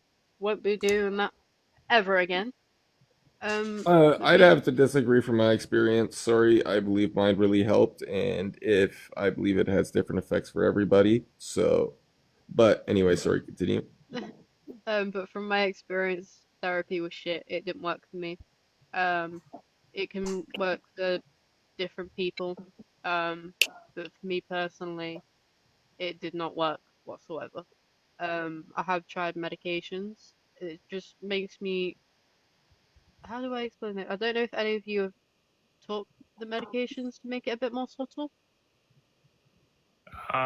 Yeah, and that is a slippery slope. So I can show this, yeah. Oh. About medications. Yeah, I don't care. So my wife's BPD flared up really bad 2 years ago. And she was struggling really worse than I have ever seen her struggle. We've been together for 7 fucking years. Cast the moon. If it disconnects, just request again. My shit acts up quite a bit.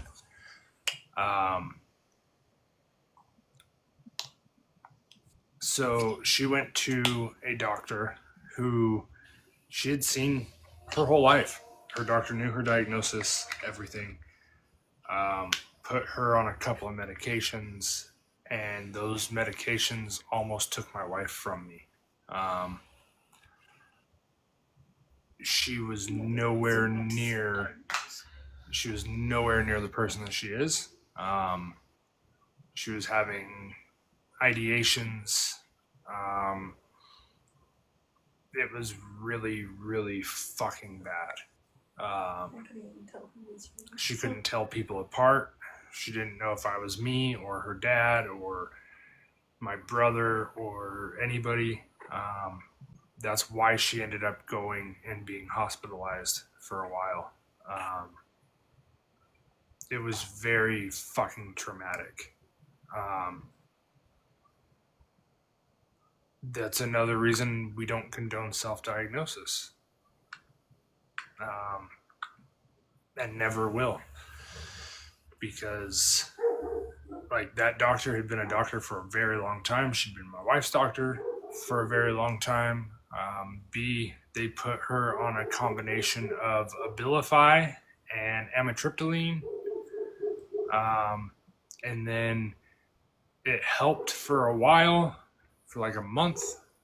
And then she started having a little bit of symptoms, and they doubled her doses, and it threw her directly into a psychosis. thank God she let me take her to the hospital when she did. To be clear, it doesn't have that effect for everybody, but with her specific um, body composition and stuff like that, it threw her into a very deep psychosis that if she would not have gone to the doctor when she did, I would have lost my wife. And I still hold very hard feelings about that. And I am very sensitive to medications. So when they doubled it, it was a shock to my body. That's what happened when I went on medication. I went on it last year, because I flared up for a bit. It was very difficult to manage. I don't know if you know what a psych hold is. I was put on one of them, and it was very difficult in that situation because there was a lot of side effects to that medication. I think that fucked me up more than what I already was in the first place. It turned me into someone I did not recognize at all. You see things that are not even there, and it's very difficult to understand because I wasn't brought up with any family or anything. I was brought up in, I don't know if you know what a care system is. I was brought up in Well, that, so having like a worker, I didn't recognize my worker that was always with me. I'd always call him a different name, and everything to do with my past kept coming back into my head a lot worse than what it originally does. Yeah. So medication fucks you up. Yeah, if they don't give you the right medications, it can definitely fuck your whole world upside down, inside out. I know with my wife, like I was talking about shame and guilt, and the amount of shame and guilt she felt from the thoughts. By the way, Ivy, mad scientist, thank you for the heart me. I appreciate that. The amount of shame and guilt she felt from that, like when she came out of the hospital, like she was just filled with it. Yeah, huge depression for like, I'd say almost a year. Pretty close. Yeah. That's a huge reason why I will never condone self-diagnosis. It's a huge reason why that person got kicked off the panel earlier.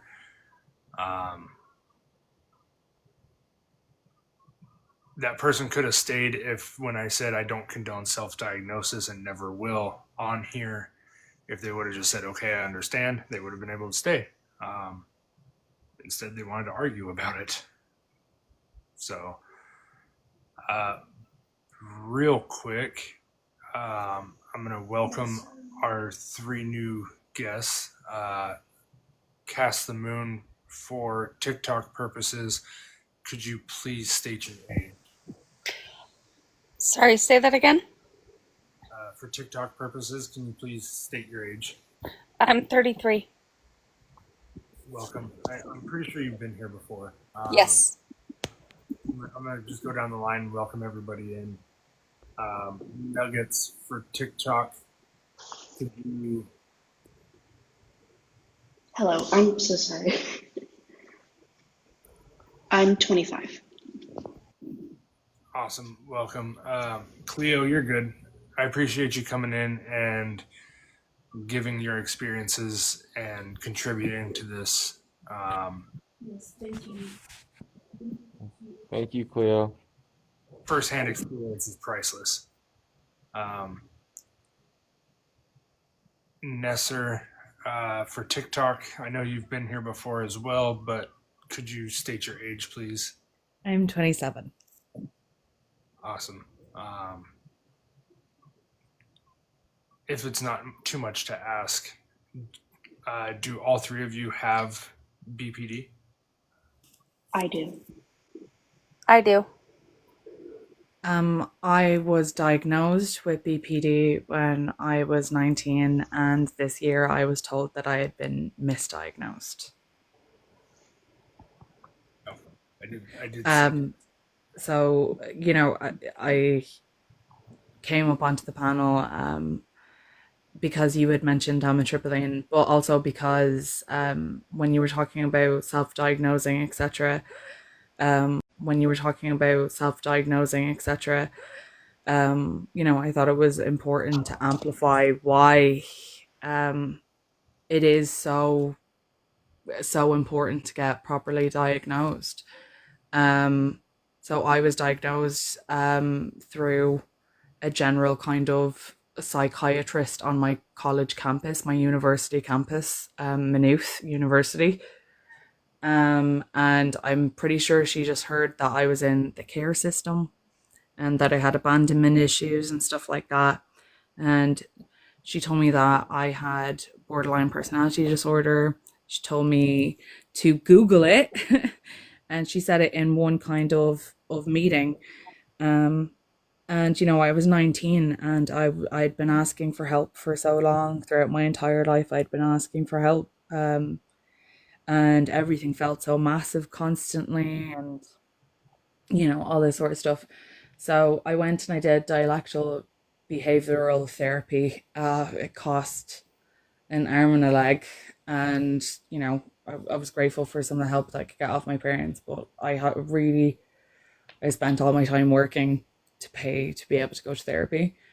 Sertraline worked for a little while, and then I don't know, I just kind of stopped going to therapy. Things were going good, things weren't going good, whatever, life goes on. And then I went on this medication called Brintalex, and I went through psychosis for the first time ever, and it was terrifying. It was genuinely the most like harrowing experience I've ever had in my life. I've never felt so out of control, so scared that something could happen out of nowhere.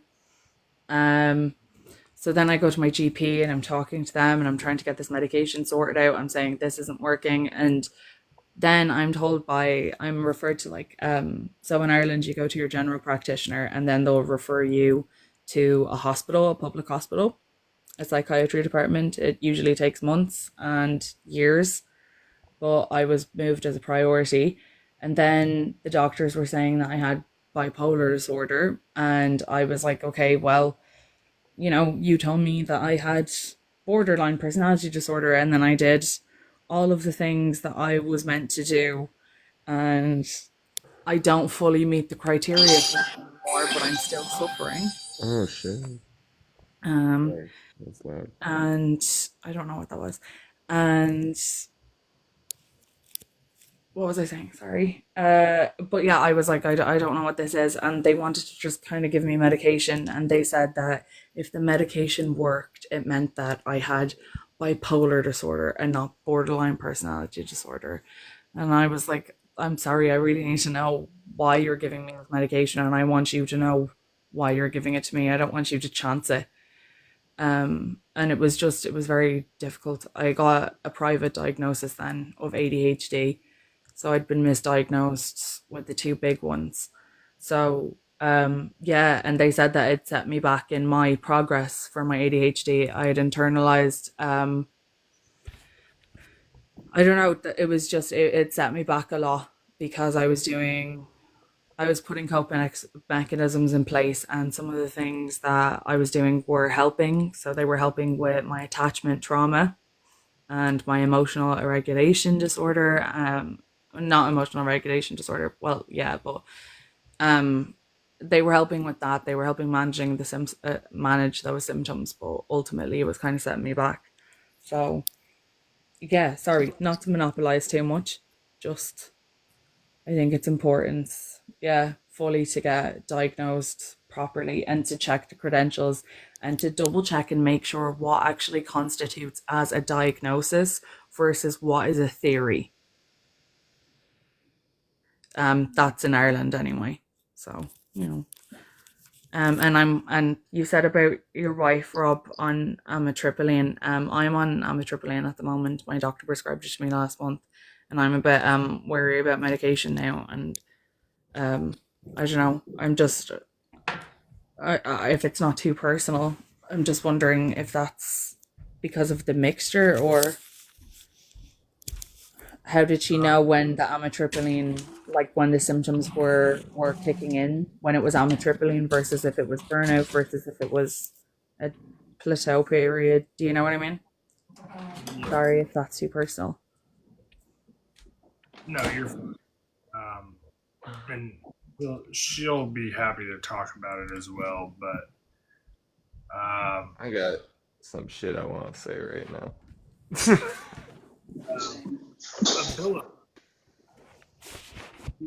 Pardon?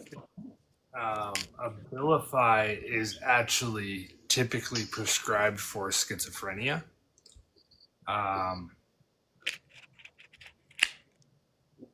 In my non-professional opinion, so a little bit of background, I'm very familiar with pharmaceuticals. I have medical issues myself, so I've done a lot of research on pharmaceuticals. In my opinion, kicked off the psychosis and the amitriptyline fed into the psychosis. She can tell you more about her exact experience, but I know once they doubled the dose of both of them, it was all bad from that point forward. Yeah, it's so hard to get any sort of curated help when you go in saying that you have BPD from experience, because I, as far as I knew, had BPD up until this year.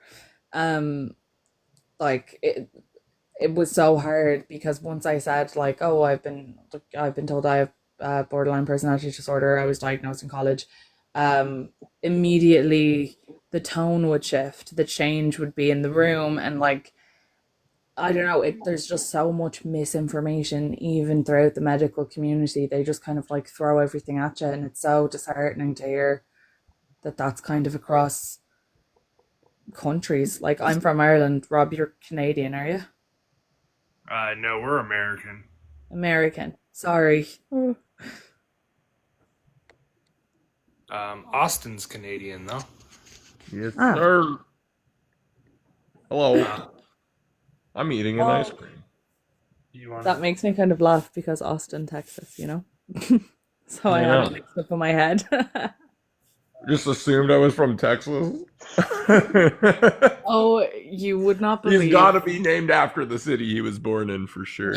You cannot believe. I literally said to someone, they were like, oh, I'm from Birmingham. I'm from the town where Ozzy Osbourne was born. And I was like, Ozzy Osbourne is from Australia. And they were like, no, he's not. And I was like, yeah, he is. Why else would he be called Ozzy? And they were like, do you think that's his legal name? And I was like, I'm sensing from the tone now that it probably isn't. I don't know. This is a pathological pattern with me, I fear. Sorry. Sounds like it is okay.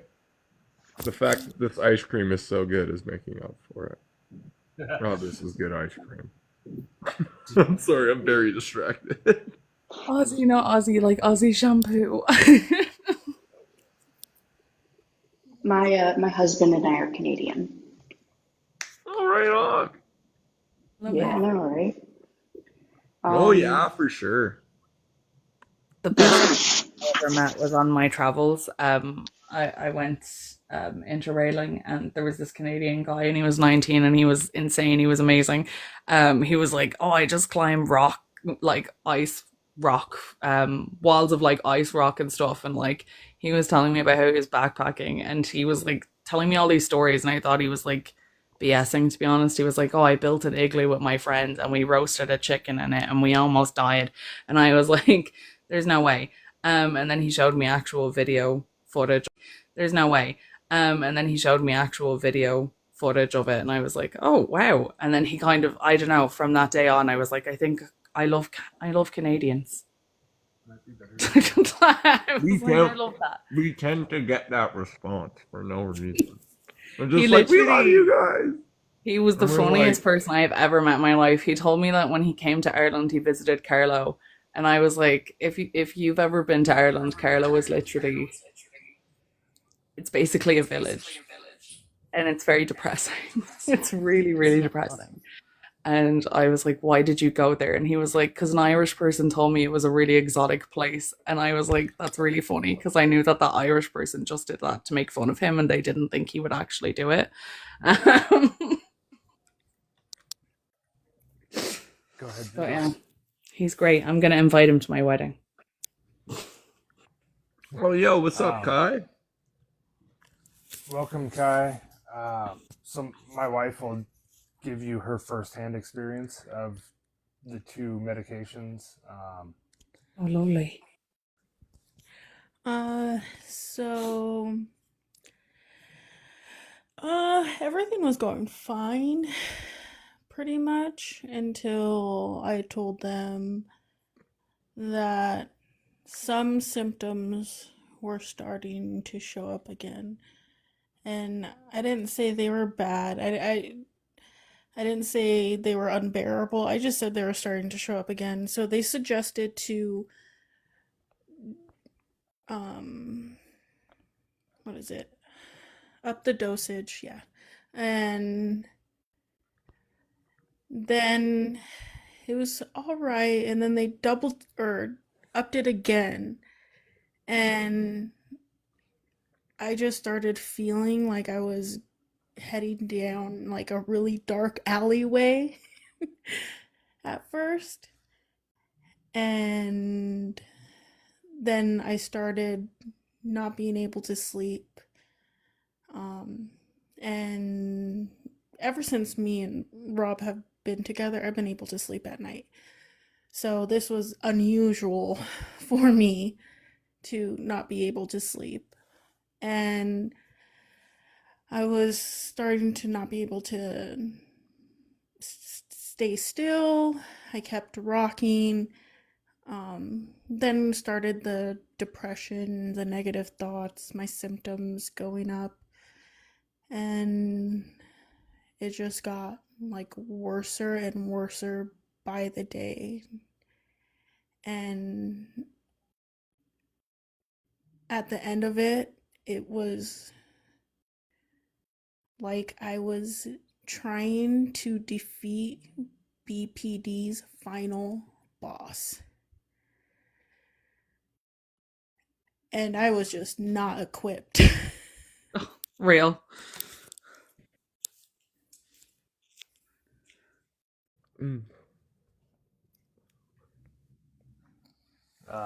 I can actually really relate to that. Go ahead, Nuggets. Sorry, I wasn't trying to interrupt anyone. I just wanted to say that I could really relate to that.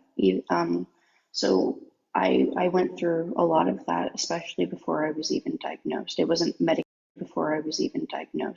medication related. I don't know when I started showing symptoms. Mind you, my mother was very controlling and very physically aggressive with me, especially when I was really young. So I grew up thinking that my emotions were normal. Me punching holes in walls was normal, but then me feeling this, and also grew up like I wasn't allowed to talk about my feelings. If I was upset, I wasn't allowed. Like I wasn't allowed to talk about my feelings. If I was upset, I wasn't allowed to talk about it. If I was feeling a sense of shame, I wasn't allowed to talk about it because I was ruining her image. If I said anything to anybody about how I was feeling, I would get beat because I was quote unquote in the wrong. And then after that, really started after my grandmother passed, I started feeling like I don't know what was going on. I was going in and out of states of, I don't even know how to like explain it, where I was going through bouts of phases where I couldn't remember what happened, or I wasn't sleeping. There would be days on days where I wasn't sleeping. and I was just rocking back and forth, or I was shaking, or I would just start uncontrollably crying. And for a 14-year-old, that wasn't exactly normal, but my mother would basically kind of tell me that it's just normal teenage stuff. Sorry, my connection is being garbage, but I was just We told that can it was hear you. normal, and I wasn't. Oh, I'm sorry. I'll stop in a minute, but I was told that this was normal behavior for a teenager, and that I was just being dramatic, and that I needed to basically sit down and shut up, or she would throw the coffee machine at my head again. And she did that on multiple occasions. She would throw the coffee Jesus. machine at my face. She dragged me down the stairs one time. She slammed my head into a wall. Mind you, I'm about 5'10", and my mother's about 5'2".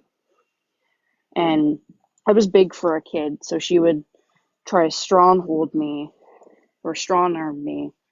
And like it got to the point where when I was 18, I tried to unalive myself, and I ended up fine, but the police were called to my house, and I was taken out of my apartment via police cruiser. I was sent to the hospital, and I had been trying to do that. I had tried to do this at least 17 times, and I was in and out of these states constantly, and I was on no medication. I didn't even know what was wrong with me. I did research into what it could possibly be, but I never wanted to self-diagnose because I thought it was wrong. But also, no doctor would take the time to diagnose me. I was bouncing between hospitals, and I was bouncing between doctors because everyone told me that they don't know what to do with me and they don't want to help me. So when I was finally put on medication, I was put on a mix of sertraline and Rexulti. The Rexulti made me feel like garbage. I was physically sick almost every day, and I was on this for about 5 months. And again, they wouldn't diagnose me, and I was so paranoid that with the medication that they were trying to give me, I thought they were trying to unalive me. And I refused to take my medication because they wouldn't tell me what was wrong with me. They wouldn't tell me what I was going through. They wouldn't tell me if I was going through psychosis. They just handed me medication and was like, here, take this. And I physically threw the medication back at my psychiatrist. I said, fuck you, I'm not taking this. Because he wouldn't tell me what he was giving me. And it triggered this sense of like absolute fear in me. And I refused to take any medication until they told me what was going on. And then, That's understandable. yeah.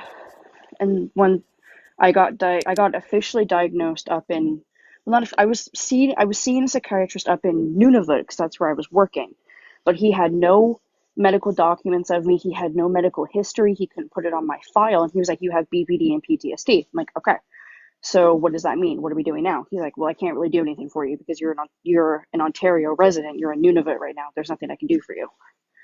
So I had to wait until I came back. I got officially diagnosed a few months ago. I was actually with my husband when I got the official diagnosis. So now I know what's wrong with me. I have diagnosed borderline personality disorder and complex PTSD. I know why I have it. I know all of that. I'm on medication now, and I'm not doing the whole throwing my medication at the doctor anymore because I'm like, okay, well, I know what's wrong with me. He sat down with me and he explained to me what he's putting me on, why he's putting me on it. He gave me a bunch of handouts. He gave my husband handouts. He gave me things to research. He gave me homework. He was very good with me. I actually just had a doctor's appointment with him. I love him. He's amazing. And he was very helpful with the diagnosis process.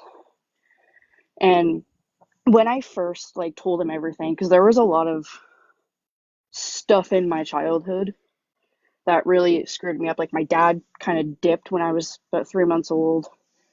My grandmother raised me. She passed when I was 14. My grandfather did some not nice things to me when I was like 6 to 18. Husband knows all about that. 6 to 18. Husband knows all about that. And that was a big thing. And one of the things my mom used to do to me, so I hallucinate and I hear voices. So what she did to me is she looked me dead in the eyes and was like, "Did you hallucinate the whole thing? He didn't touch you. You're crazy. He wouldn't touch you. He's a member That's of messed society." up. He's like, "He would never touch you." And I'm like, "Okay, do you want me to describe his genitalia to you?" And mind you, I was 5. I'm like, "Okay, you want me to describe it to you then? I can." I was a sassy kid. But that then triggered me into being absolutely terrified of men. And then another bunch of things happened. I got SA'd by my partner, not the one I'm with now. I got pregnant. I ended up having a stillbirth. And the first thing that guy said to me was, "L, at least I don't have to pay child support now." Mind you, I was like 17, 18. And then I was like, "Okay, That's this is horrible. great." And then I got in trouble for punching him in the face. But yeah, so when I got my diagnosis, I stopped throwing my pills at people. I was like, you know what? Okay, I will not throw my pills. I've decided I'm going to take my medication because I know why I'm taking it. I still Mm-hmm. have the paranoia. I still freak out. I still should not be living with my mother. I do live with her. Probably should not be. But the thing is if I do leave, I will end up having to get restraining orders against everyone in my family because my father does not like my husband, does not want me living with my husband, even though I've been with him for 5 years, does not want me to have anything to do with him, even though he is literally the only one who has supported me. So if I move in with him, I will be basically physically dragged back to my mom's. So I am getting restraining orders on everyone in my family because I am not letting that happen. So, first of all, Nuggets, I want to say, first and foremost, I think I can speak for myself and everybody on the panel, as well as your husband. Um, I'm glad you're still here. I'm glad you came out the other side of all of that. And that I'm sorry for everything that you've had to go through. Nobody ever deserves to go through that kind of thing.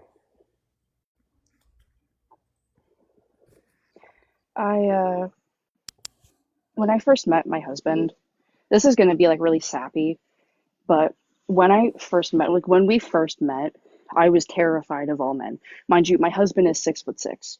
He's a lot bigger than me. So when we first had our little date, I was terrified. But the it's not funny.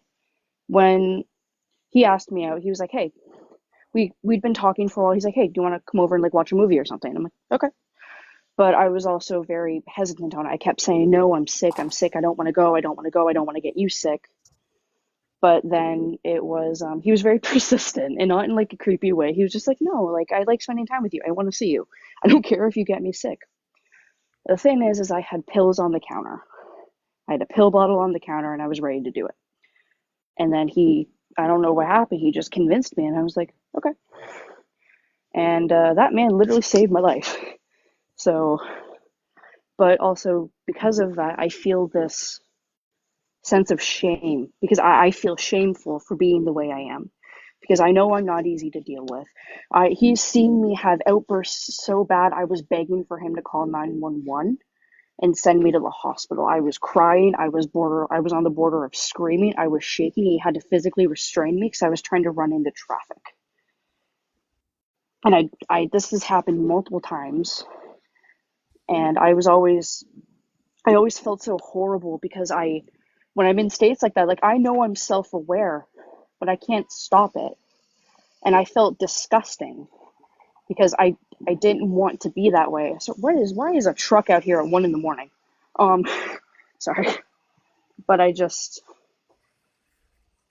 I feel so horrible sometimes because I love him so much, but I am so scared of what if I do something and then he can't handle it. And I wouldn't blame him because I'm still healing. I'm not fully there yet. I don't know when I will be.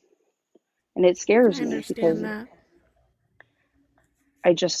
I never want to hurt anyone, but I also grew up in an environment where I wasn't allowed to feel anything.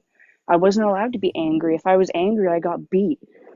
Or if I got my mom angry, she would look me dead in the eyes and say, "I never wanted you." Or My mom had 5 miscarriages. She looked at me when I was about 5 and she told me, I wish you were a miscarriage. And when I was born, I flatlined on the table at least 4 times.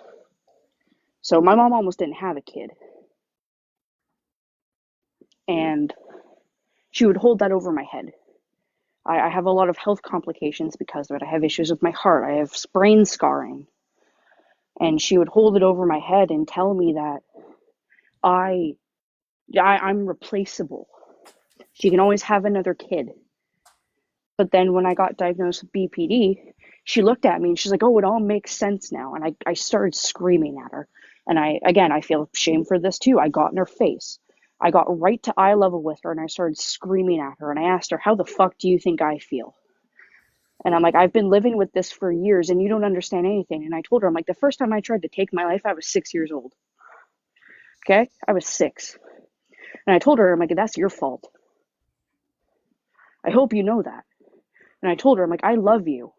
I will always love you. You will always be my mother, but you have no idea what you did to me. You created this feeling of I am not worthy. I do not deserve love. I cried for about an hour today because I was having an episode and I was like, I don't deserve my husband. I don't deserve the love he gives me because he treats me like a queen. And I don't deserve that because I've done nothing to deserve it. For me, love was always conditional. It was always, I had to do something to make you love me. And I ask him all the time, and I'm just sitting there, and I'm like, why do you love me? What did I do? I literally walked into your life, and you're like, hey, I want that one. I didn't do anything. I didn't help you with anything. I literally just exist. Why me? And it's, I don't know, it's just that shame of I'm providing nothing. I am giving you nothing but struggle because of how I am, and I feel horrible. And I tell him, I'm like, you deserve better. I love you so much, but I love you so much to the point that it physically hurts me because I know you deserve better. It sucks. Real quick, give me 1 second. Do you want to say anything before I say what I'm going to say? You do deserve it. That's what I want to say. I understand how you feel though. It's hard to still believe that I am deserving of Rob. But I'm gonna let him talk because I understand how you feel, and that got me emotional. So sorry. You're fine. I just understand. Give me 1 second to finish this reply to Airspray. Actually, I'll just say this. Airspray.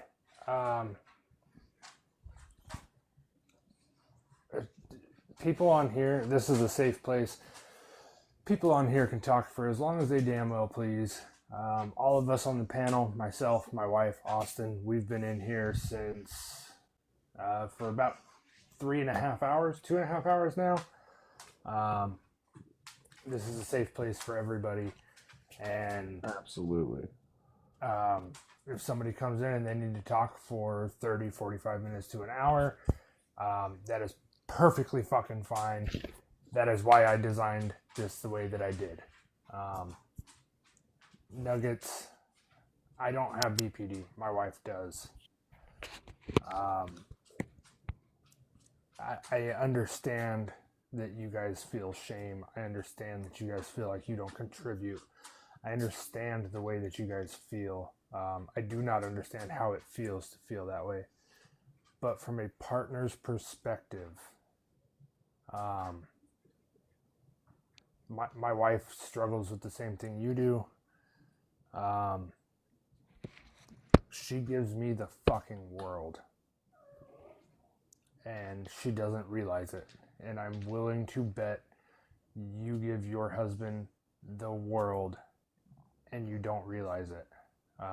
I've seen his comments, and always, if you want to request up, I'll bring you up here. I do want to extend an invitation to both of you guys to join our Discord server. It's another safe place. I'm in there. My wife's in there. I'm in Austin's there. in there. Cleo's in there.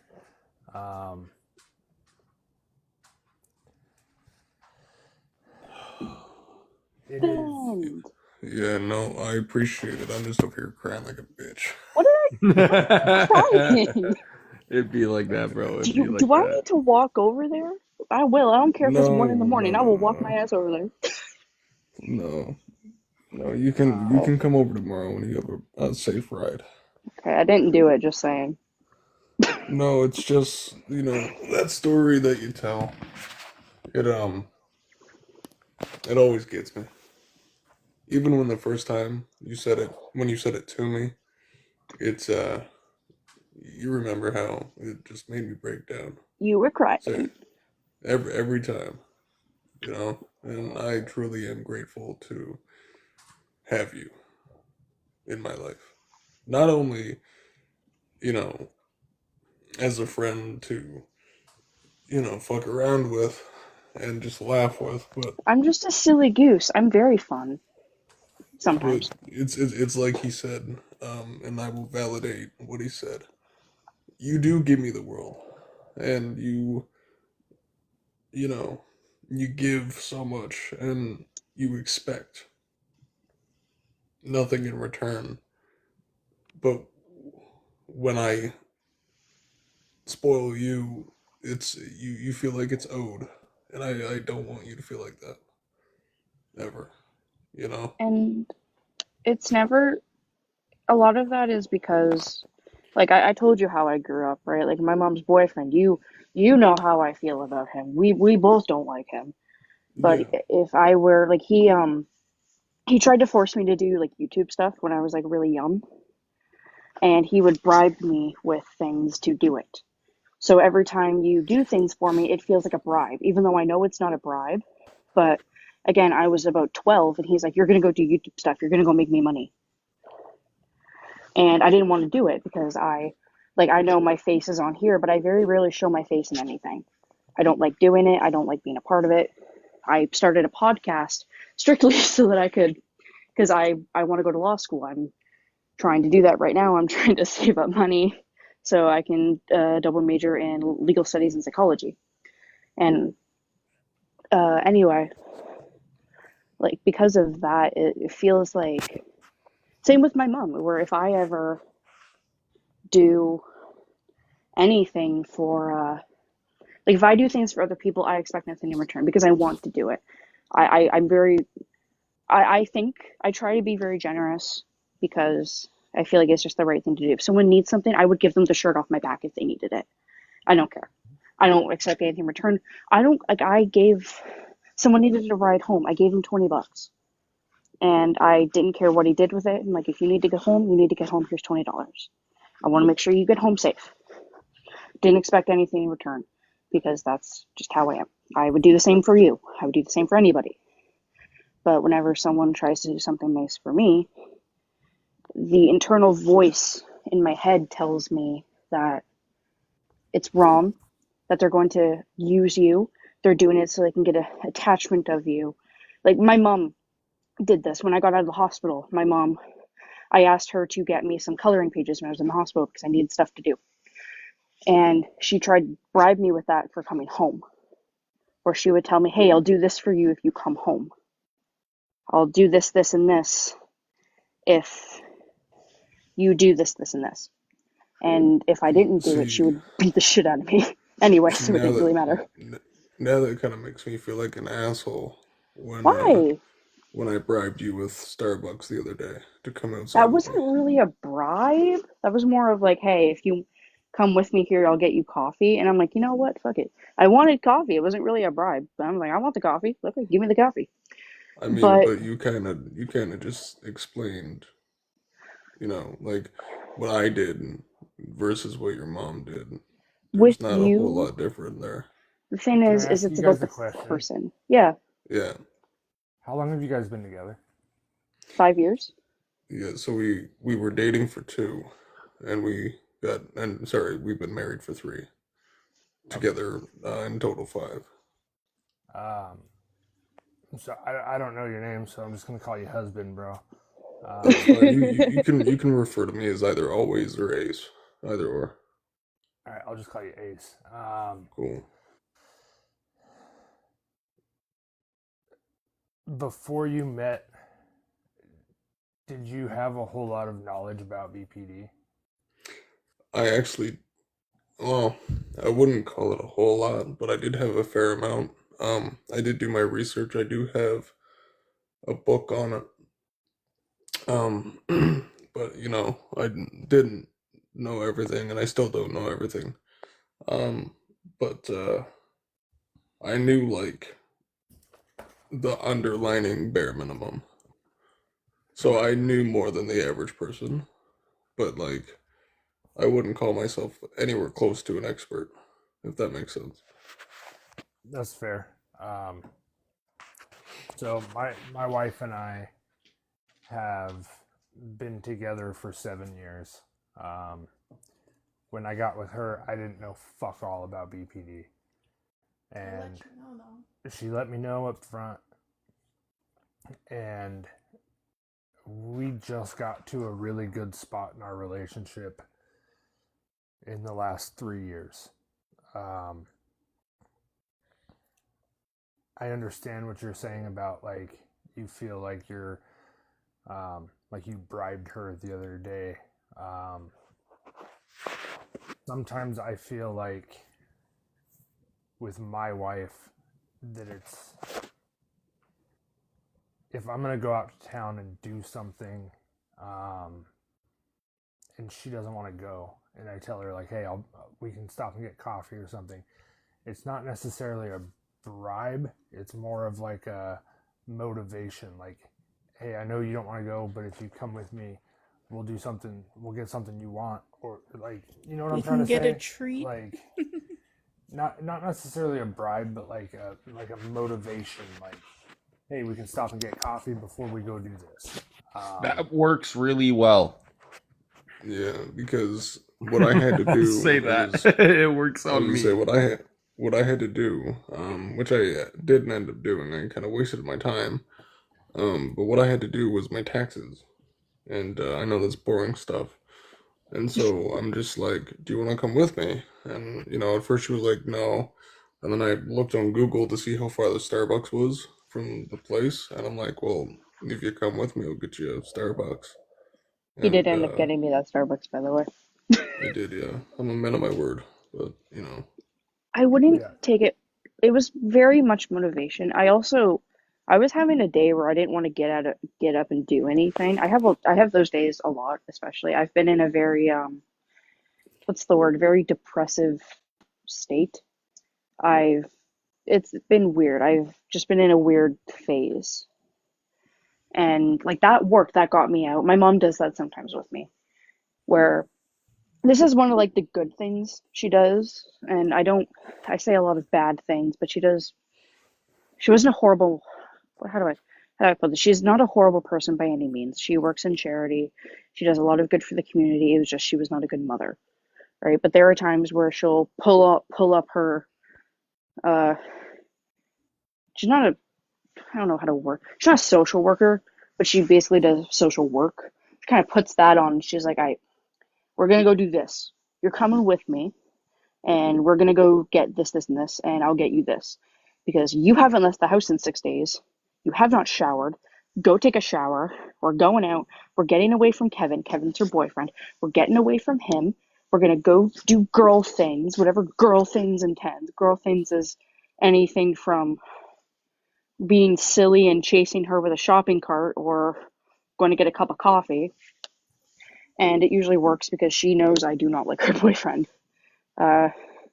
Sidetrack, her boyfriend, he said something about women's clothing to me. We're talking about women's clothing.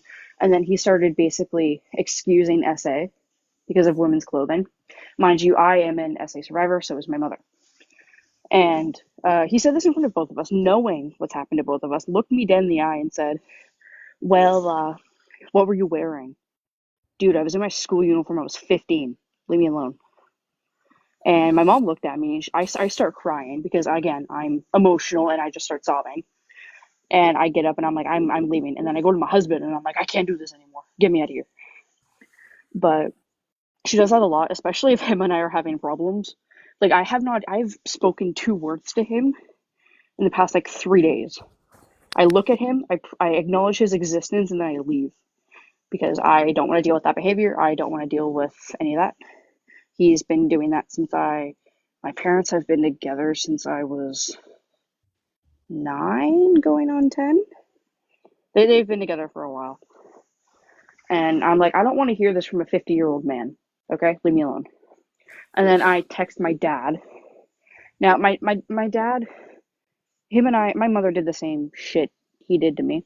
He sends me a picture of John Wayne Gacy and is like, this looks like Kevin. Trying to make me laugh. Now, he really does look like him. It's actually scary. Sends me a picture of that, and he's like, okay, we're going to laugh at this for a minute because I know it's mean, don't tell your mother, but we're laughing at this because he's an asshole. I don't like him either. Kevin hates my dad specifically because he is my father, and straight up told me I am not allowed to have a relationship with my dad because my dad, quote unquote, left. No. My mom held a sharp, pointy object at my dad, saying that she was going to unalive him and me while she was pregnant with me. So no, I don't blame him for leaving Honey Bunches of Oats. And yeah, that's kind of where that came from, and I'm like, mm-mm. So she would bribe me to make me leave. It was funny. But yeah, so yeah, my psychiatrist kind of told me I should not be living in that household because he's a crotchety old man and he does not want me living there. Yeah, He straight up told me to get out of there. I would 100% agree with your psychiatrist. I don't know if you and your husband use Discord. We do. I use it quite often. I bully him on there because I love him. So I was gonna say it's usually always open on my PC. I have a Discord server. It's under my same profile name. There's also a Linktree link right here. You guys are both welcome to join it. I'm in it. My wife's in it. Austin's in it. It's a safe place. You can get support. We have men helping men, women helping women. Anybody in the comments, feel free to join as well.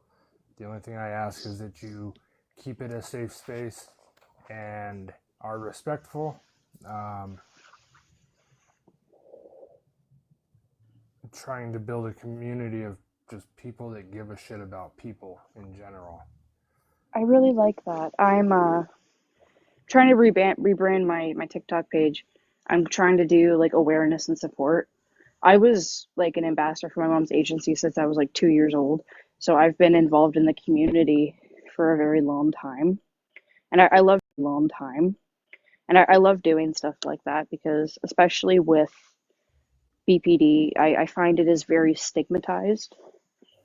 At least just from my own personal experiences. Like if I was terrified of telling my husband I had it because if I mention it, I'm told that I'm a horrible person and that I'm abusive. And I had someone tell me that my husband should just leave me because I'm going to be a horrible person to him. That's so messed up. It is stigmatized a lot. It's horrible.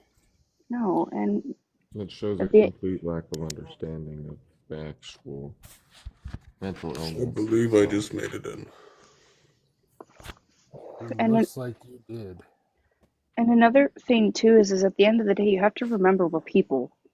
We are human beings. We and the thing is we've just been through a lot of shit, and it just changed our brain. We're not bad people. We've had bad experiences. It doesn't make us horrible people. I know other people with BPD, and they are some of the sweetest, most understanding people. Like you just have to be sweet and understanding towards them. Yeah. And another thing too is it's like I got stigmatized for having seizures. Like They'll stigmatize a person for anything. Yeah, no. I was made fun of because my mom's agency helps people with epilepsy. My dad was epileptic. I've had to help my dad multiple times while he was having seizures, where he was on the couch shaking. And again, I'm 12, and I have to basically perform seizure first aid on my own dad. And I've had to my cousin unalived because he had a seizure and he asphyxiated. And that was kind of the like I also had a seizure, and the same thing almost happened to me, right? So with that, when I found out my cousin passed, he passed the same day, different year that I had my seizure. So there was a lot of survivor's guilt there, right? And then I told one of my friends about it, and we're not friends anymore because he ended up going on the ground and he started shaking. He pretended to unalive in front of me. And I kind of sort of blacked out and don't want to talk about what I did. I was not nice to him. But no, it's like a lot of people will stigmatize or bully people for anything. It doesn't matter. It's disgusting because we're people. I don't know. Like I'm a troll, right? I like messing with people, but I find that I do it to the people who are either, asking for it or deserving of it. But in reality, at the end of the day, kindness is free. Like there's really no reason to, demean or just pick at somebody. And you don't Like, have to do extravagant things to show kindness. Kindness comes in the simplest of things.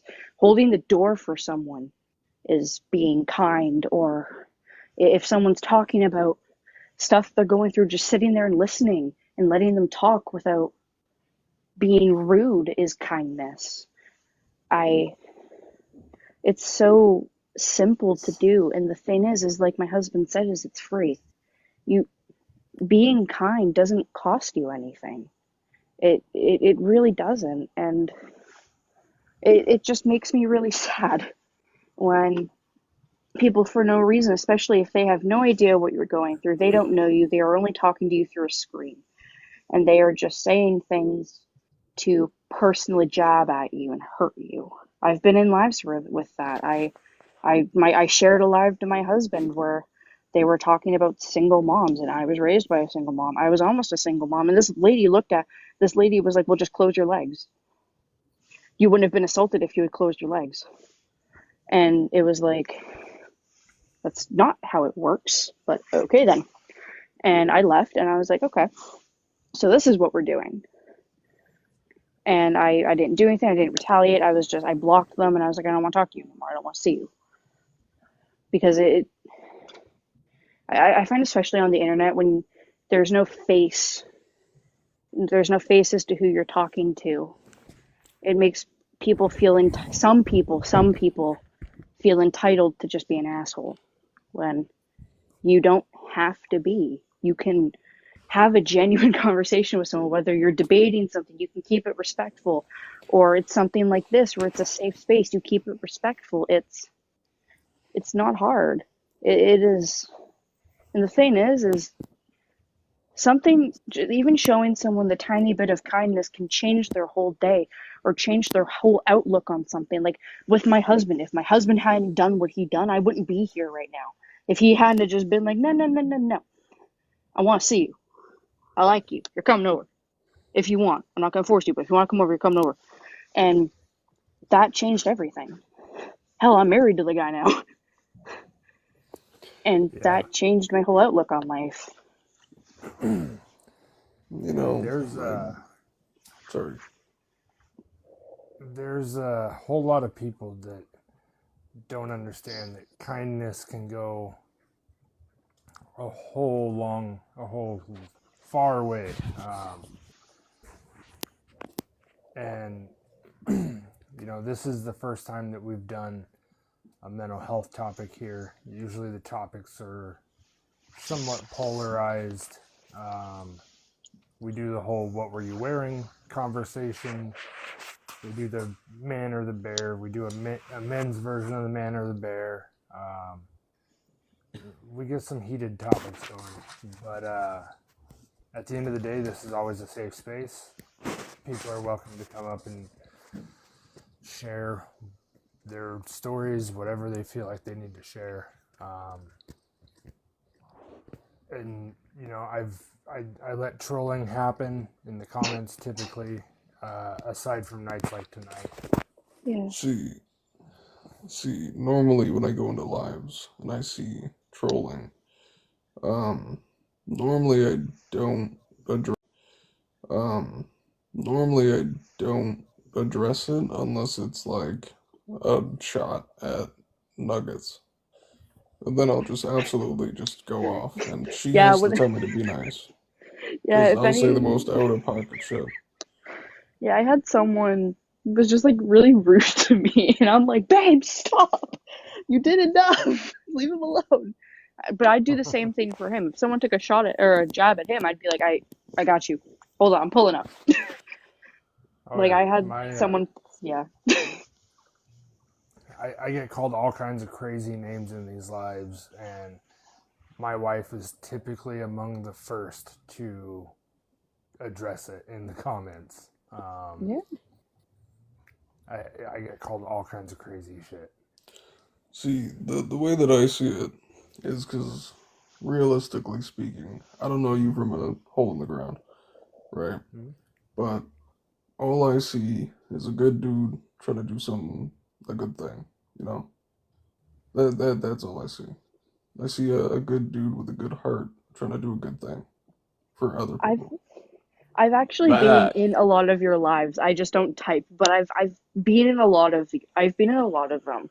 I just don't typically say anything sometimes because sometimes I'm just like I'm just gonna listen. There are times where I just pop in and I'm like I'm gonna just listen to this, and I do, and I've seen you a lot. That's why I popped into this one. Can I be honest with you, Nuggets? When you What first did I do? when you first sent this to me, I only took a quick glance at the name and I thought it was Randall. Not Randall. Yeah, Randall does not like me. Dude does he not let me doesn't. debate with him because he knows he's gonna lose. Yeah, he doesn't like me either. No, he does the whole abortion is smarter topic, and he knows he's gonna lose because I pull up with the whole gang. I pull up with Yeah, Maggie. I pull up with you, Smiley, and they're like, you're gonna lose. Anyway, yeah. yeah, we don't. Randall is not nice. We don't appreciate him. He's no nice. Just like that dude from Monsters Incorporated. Ooh. Randall's associated with that. Oh no. Wait, isn't in the movie? Isn't his name Randall or something like that? Yeah, that's what I'm saying. Randall. I got really mad and I started calling You're him Randy. Yo, I was gonna say Rob. you're talking about that the long dude, right? Yo, Rob, That's real awesome. quick. Yo, so I have work in the morning, man. So I am gonna head out here, but I do appreciate you having me out here this evening and being able to speak tonight and hearing everyone else's story. It's really appreciated. If anyone ever needs to talk or anything like that, I am in the Discord server. My messages are always open. I am an open ear. It is all peace and love from over here as far as I'm concerned. But I do gotta get to bed. I need to take my good night devil's lettuce and I have to take my Seroquel. yeah, and go to sleep because I have to go run a store tomorrow. Ooh. So Oh, babe. Man, I I I yeah. didn't take my appreciate you meds. coming. Hey, no Well, worries, man. I'll send it's you a Thanks for little late. memes. coming up. Yeah, bro, I'll send you a bunch too. Oh my It god, was it's great to have you here, Evie! Yeah, and that's what I'm You guys saying. know me. A hopefully you have a bid! great day at work tomorrow. That guy! Ben, Hey, which thanks, ones? man. Because I've been in multiple different lives talking about different topics. So which topic He were? he was the guy who was Okay, shaming good people. night. Oh Good night, yeah, I bro. go hard. I Yeah, I go was hard. I was Yeah, messaging you. I'm like, girl boss, we love you. I was I was so just like, mad. I clicked on your profile and I recognized your profile picture. I was like, oh, it's you. I'm like, Yeah, we like her. She's nice. We like them. Wait, sorry, I didn't. I don't know. I don't want to be an asshole. I'm trying. her. Okay, Yeah, you're okay. I right. just wanted to make sure. I'm so sorry. You're fine. Thank Uh, you. Real But quick, I want to welcome Evie to the panel as well as Michael. If you guys could, one at a time, just let me know how old you are real quick. I'm And 23. I was born November 16th, 2001. okay, I'm not good at math, so I'm just gonna take your word for it. As long as you I'm tell me you're 23 is over, what I said. yeah. As long as you tell me you're over 18, I don't really care. As long as you don't sound like a little kid, then I'm not gonna question it. That's totally fair. Michael, if you could unmute and let me know how old you are real quick. I am 26. Awesome. I appreciate you guys coming up. I know you've been in the request for a while. Evie, the floor is all yours. So, like, I was diagnosed with BPD and PTSD, severe anxiety and depression in 2023. I was a very neglected kid. My parents were on lots of things, lots of hard things, if you know what I mean. And so I've dealt with grief, I've dealt with religious trauma, I've dealt with poverty, I've dealt with it all practically. So, like, for a long time, I was very bitter, very violent, and I got my diagnosis in 2023. And I feel like diagnoses are tools, they're not supposed to define you. Don't sit in BPD and just allow it to consume you. The best thing that I ever did with my BPD and trying to get better is understanding who I am, why I act the way I do, and also, I'm gonna be honest, taking care of myself, not smoking the seaweed as much as I was, not running away from my problems, and understanding why exactly I was thinking the way I was thinking. So I feel like a lot of people miss that, and they come up with excuses, and they're just like, I have BPD, and that's just, I'm a victim, basically. It's like this victim mentality.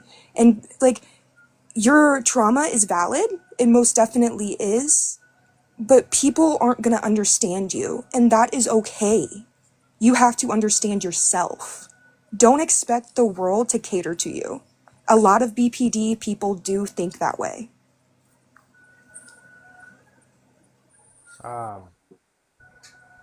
I mean, I agree. Everybody's trauma is valid.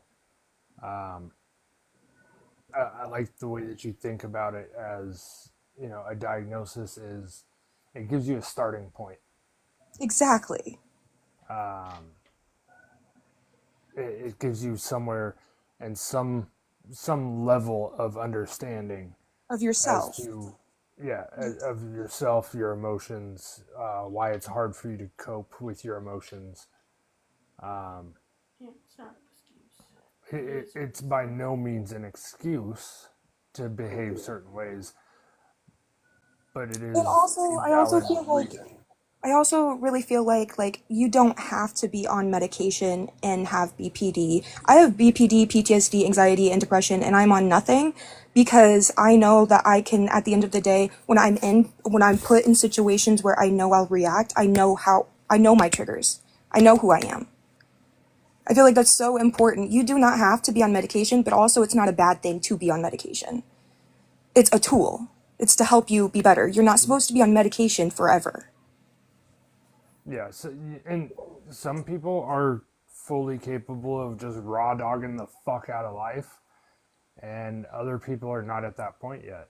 And um, no shame to them if they're not.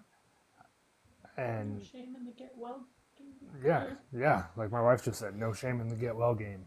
Like, Right, exactly. That's what I'm saying. Like, there's no problem with taking medication, but understand that it's to make you, like, it's not a forever thing. You're supposed to try to.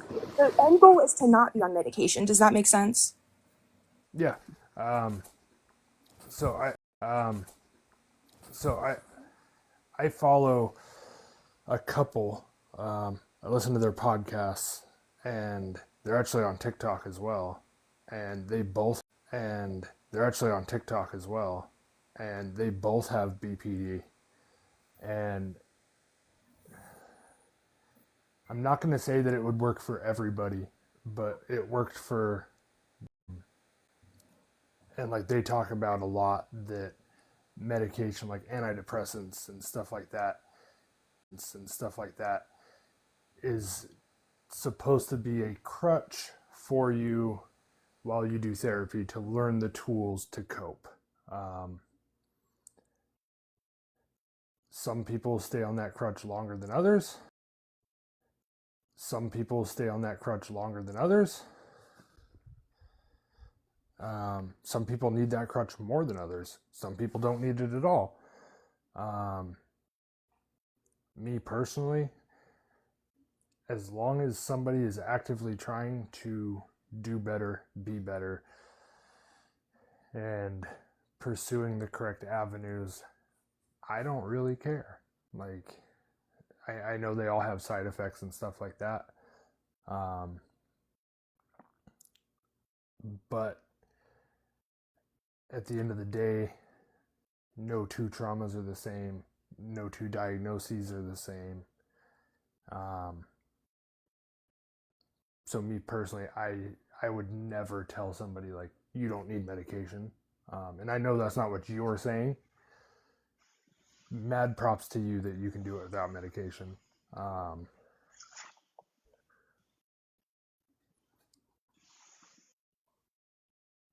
my mind just went fucking blank. May I actually add on to that, if that's okay? Yeah. So, like with me, I haven't been able to get into therapy yet. I'm still waiting to get into DBT and all of that. But something I've been doing ever since I was about 15. So I'm a metal vocalist. I write music. I write poetry. I play music. That was kind of my therapy for a long time. Whenever I'm feeling an intense amount of emotions, whether it's a mix of them or whether it's just an intense one emotion, I write about it.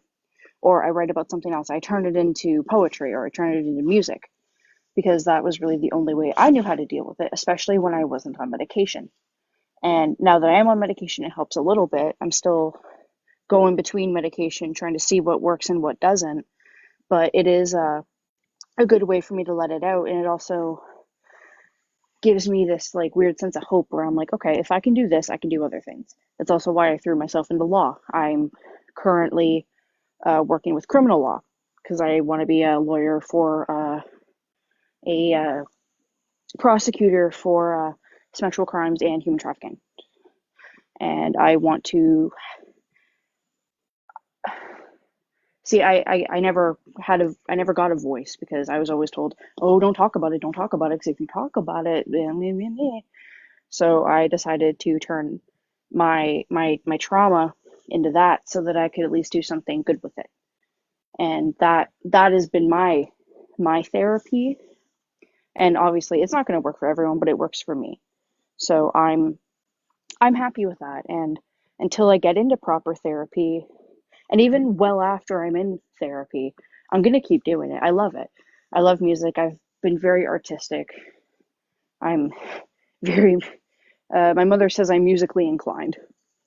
So that's kind of my way of like working with it and finding a positive outlet to work with. And it's, I don't know, it works for me. So I'm happy with that. Like I've shown a lot of my poetry to my husband and I send it to my music producer and all of that. And it works. It allows me to get better and not, I never lean on my diagnosis. Like I said, it's building blocks to get better.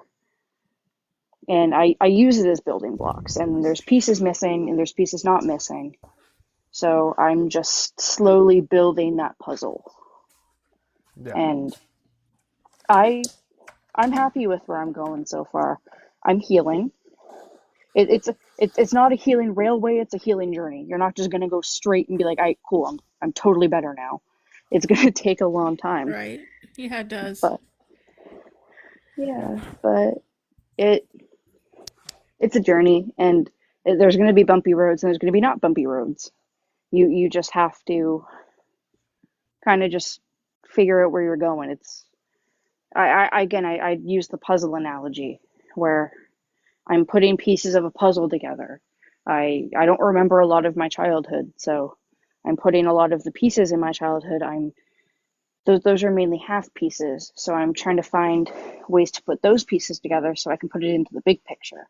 And I'm about a quarter of the way there, but it's better than being nowhere.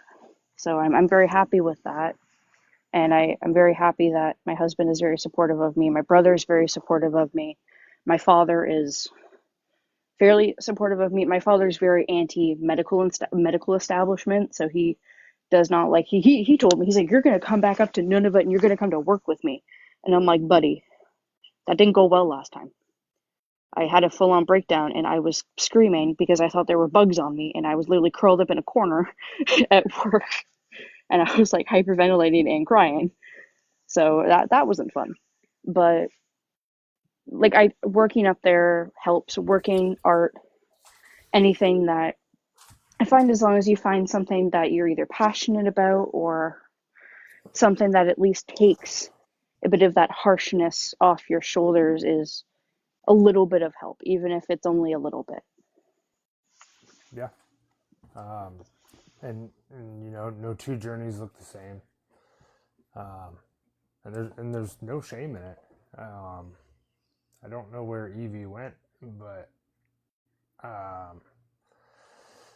you know, if you're able to raw dog it and not need meds and everything else, then props. Like that's cool. If it works for you, it works for you. And there's no shame in it. Like no two journeys, no two processes look the same for anybody. And the crazy thing with BPD is there's 4 different types of BPD, but it can show itself in hundreds of ways, and it's crazy. I wanted to give Michael, I'm not trying to put you on the spot, bro. I just want to give you a chance to say anything you wanted to say. I know you've been chilling in the comments this whole time, and I appreciate it. I feel like you've given quite a bit of good feedback in the comments. I mean, I don't really have anything to say, but I mean, if there's any questions, I'd be more than happy to answer. Okay. Do you have anything you want to say, baby?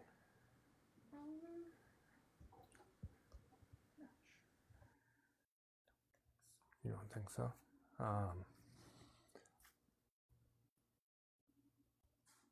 Have a good night, Nuggets.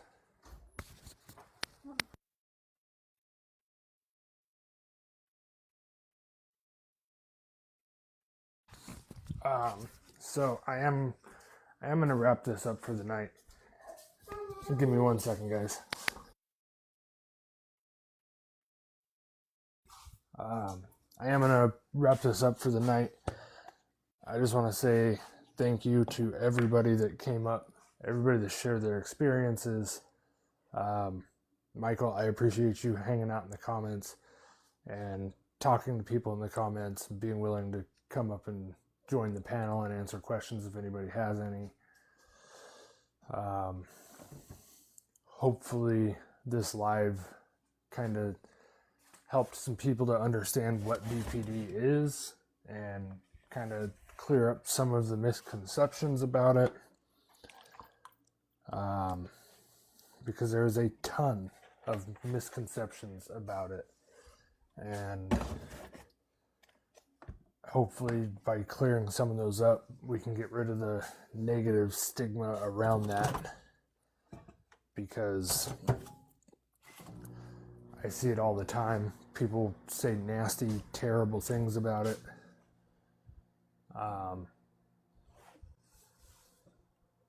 But, you know, it's always all love here.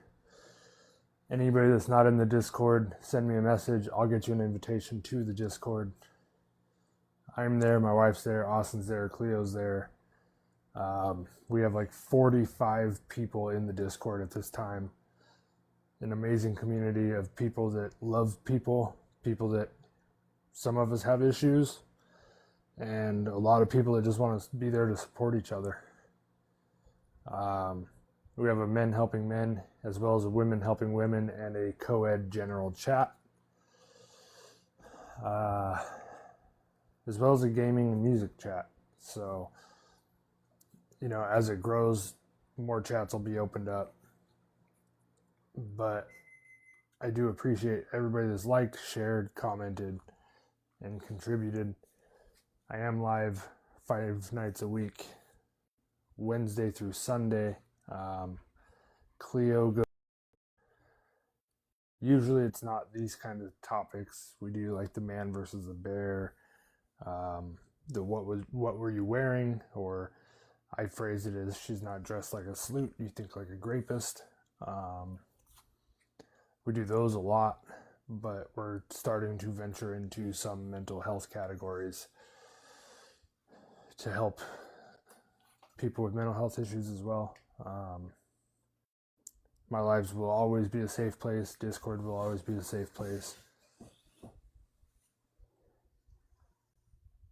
I appreciate all of you guys, and I hope you guys have a great night.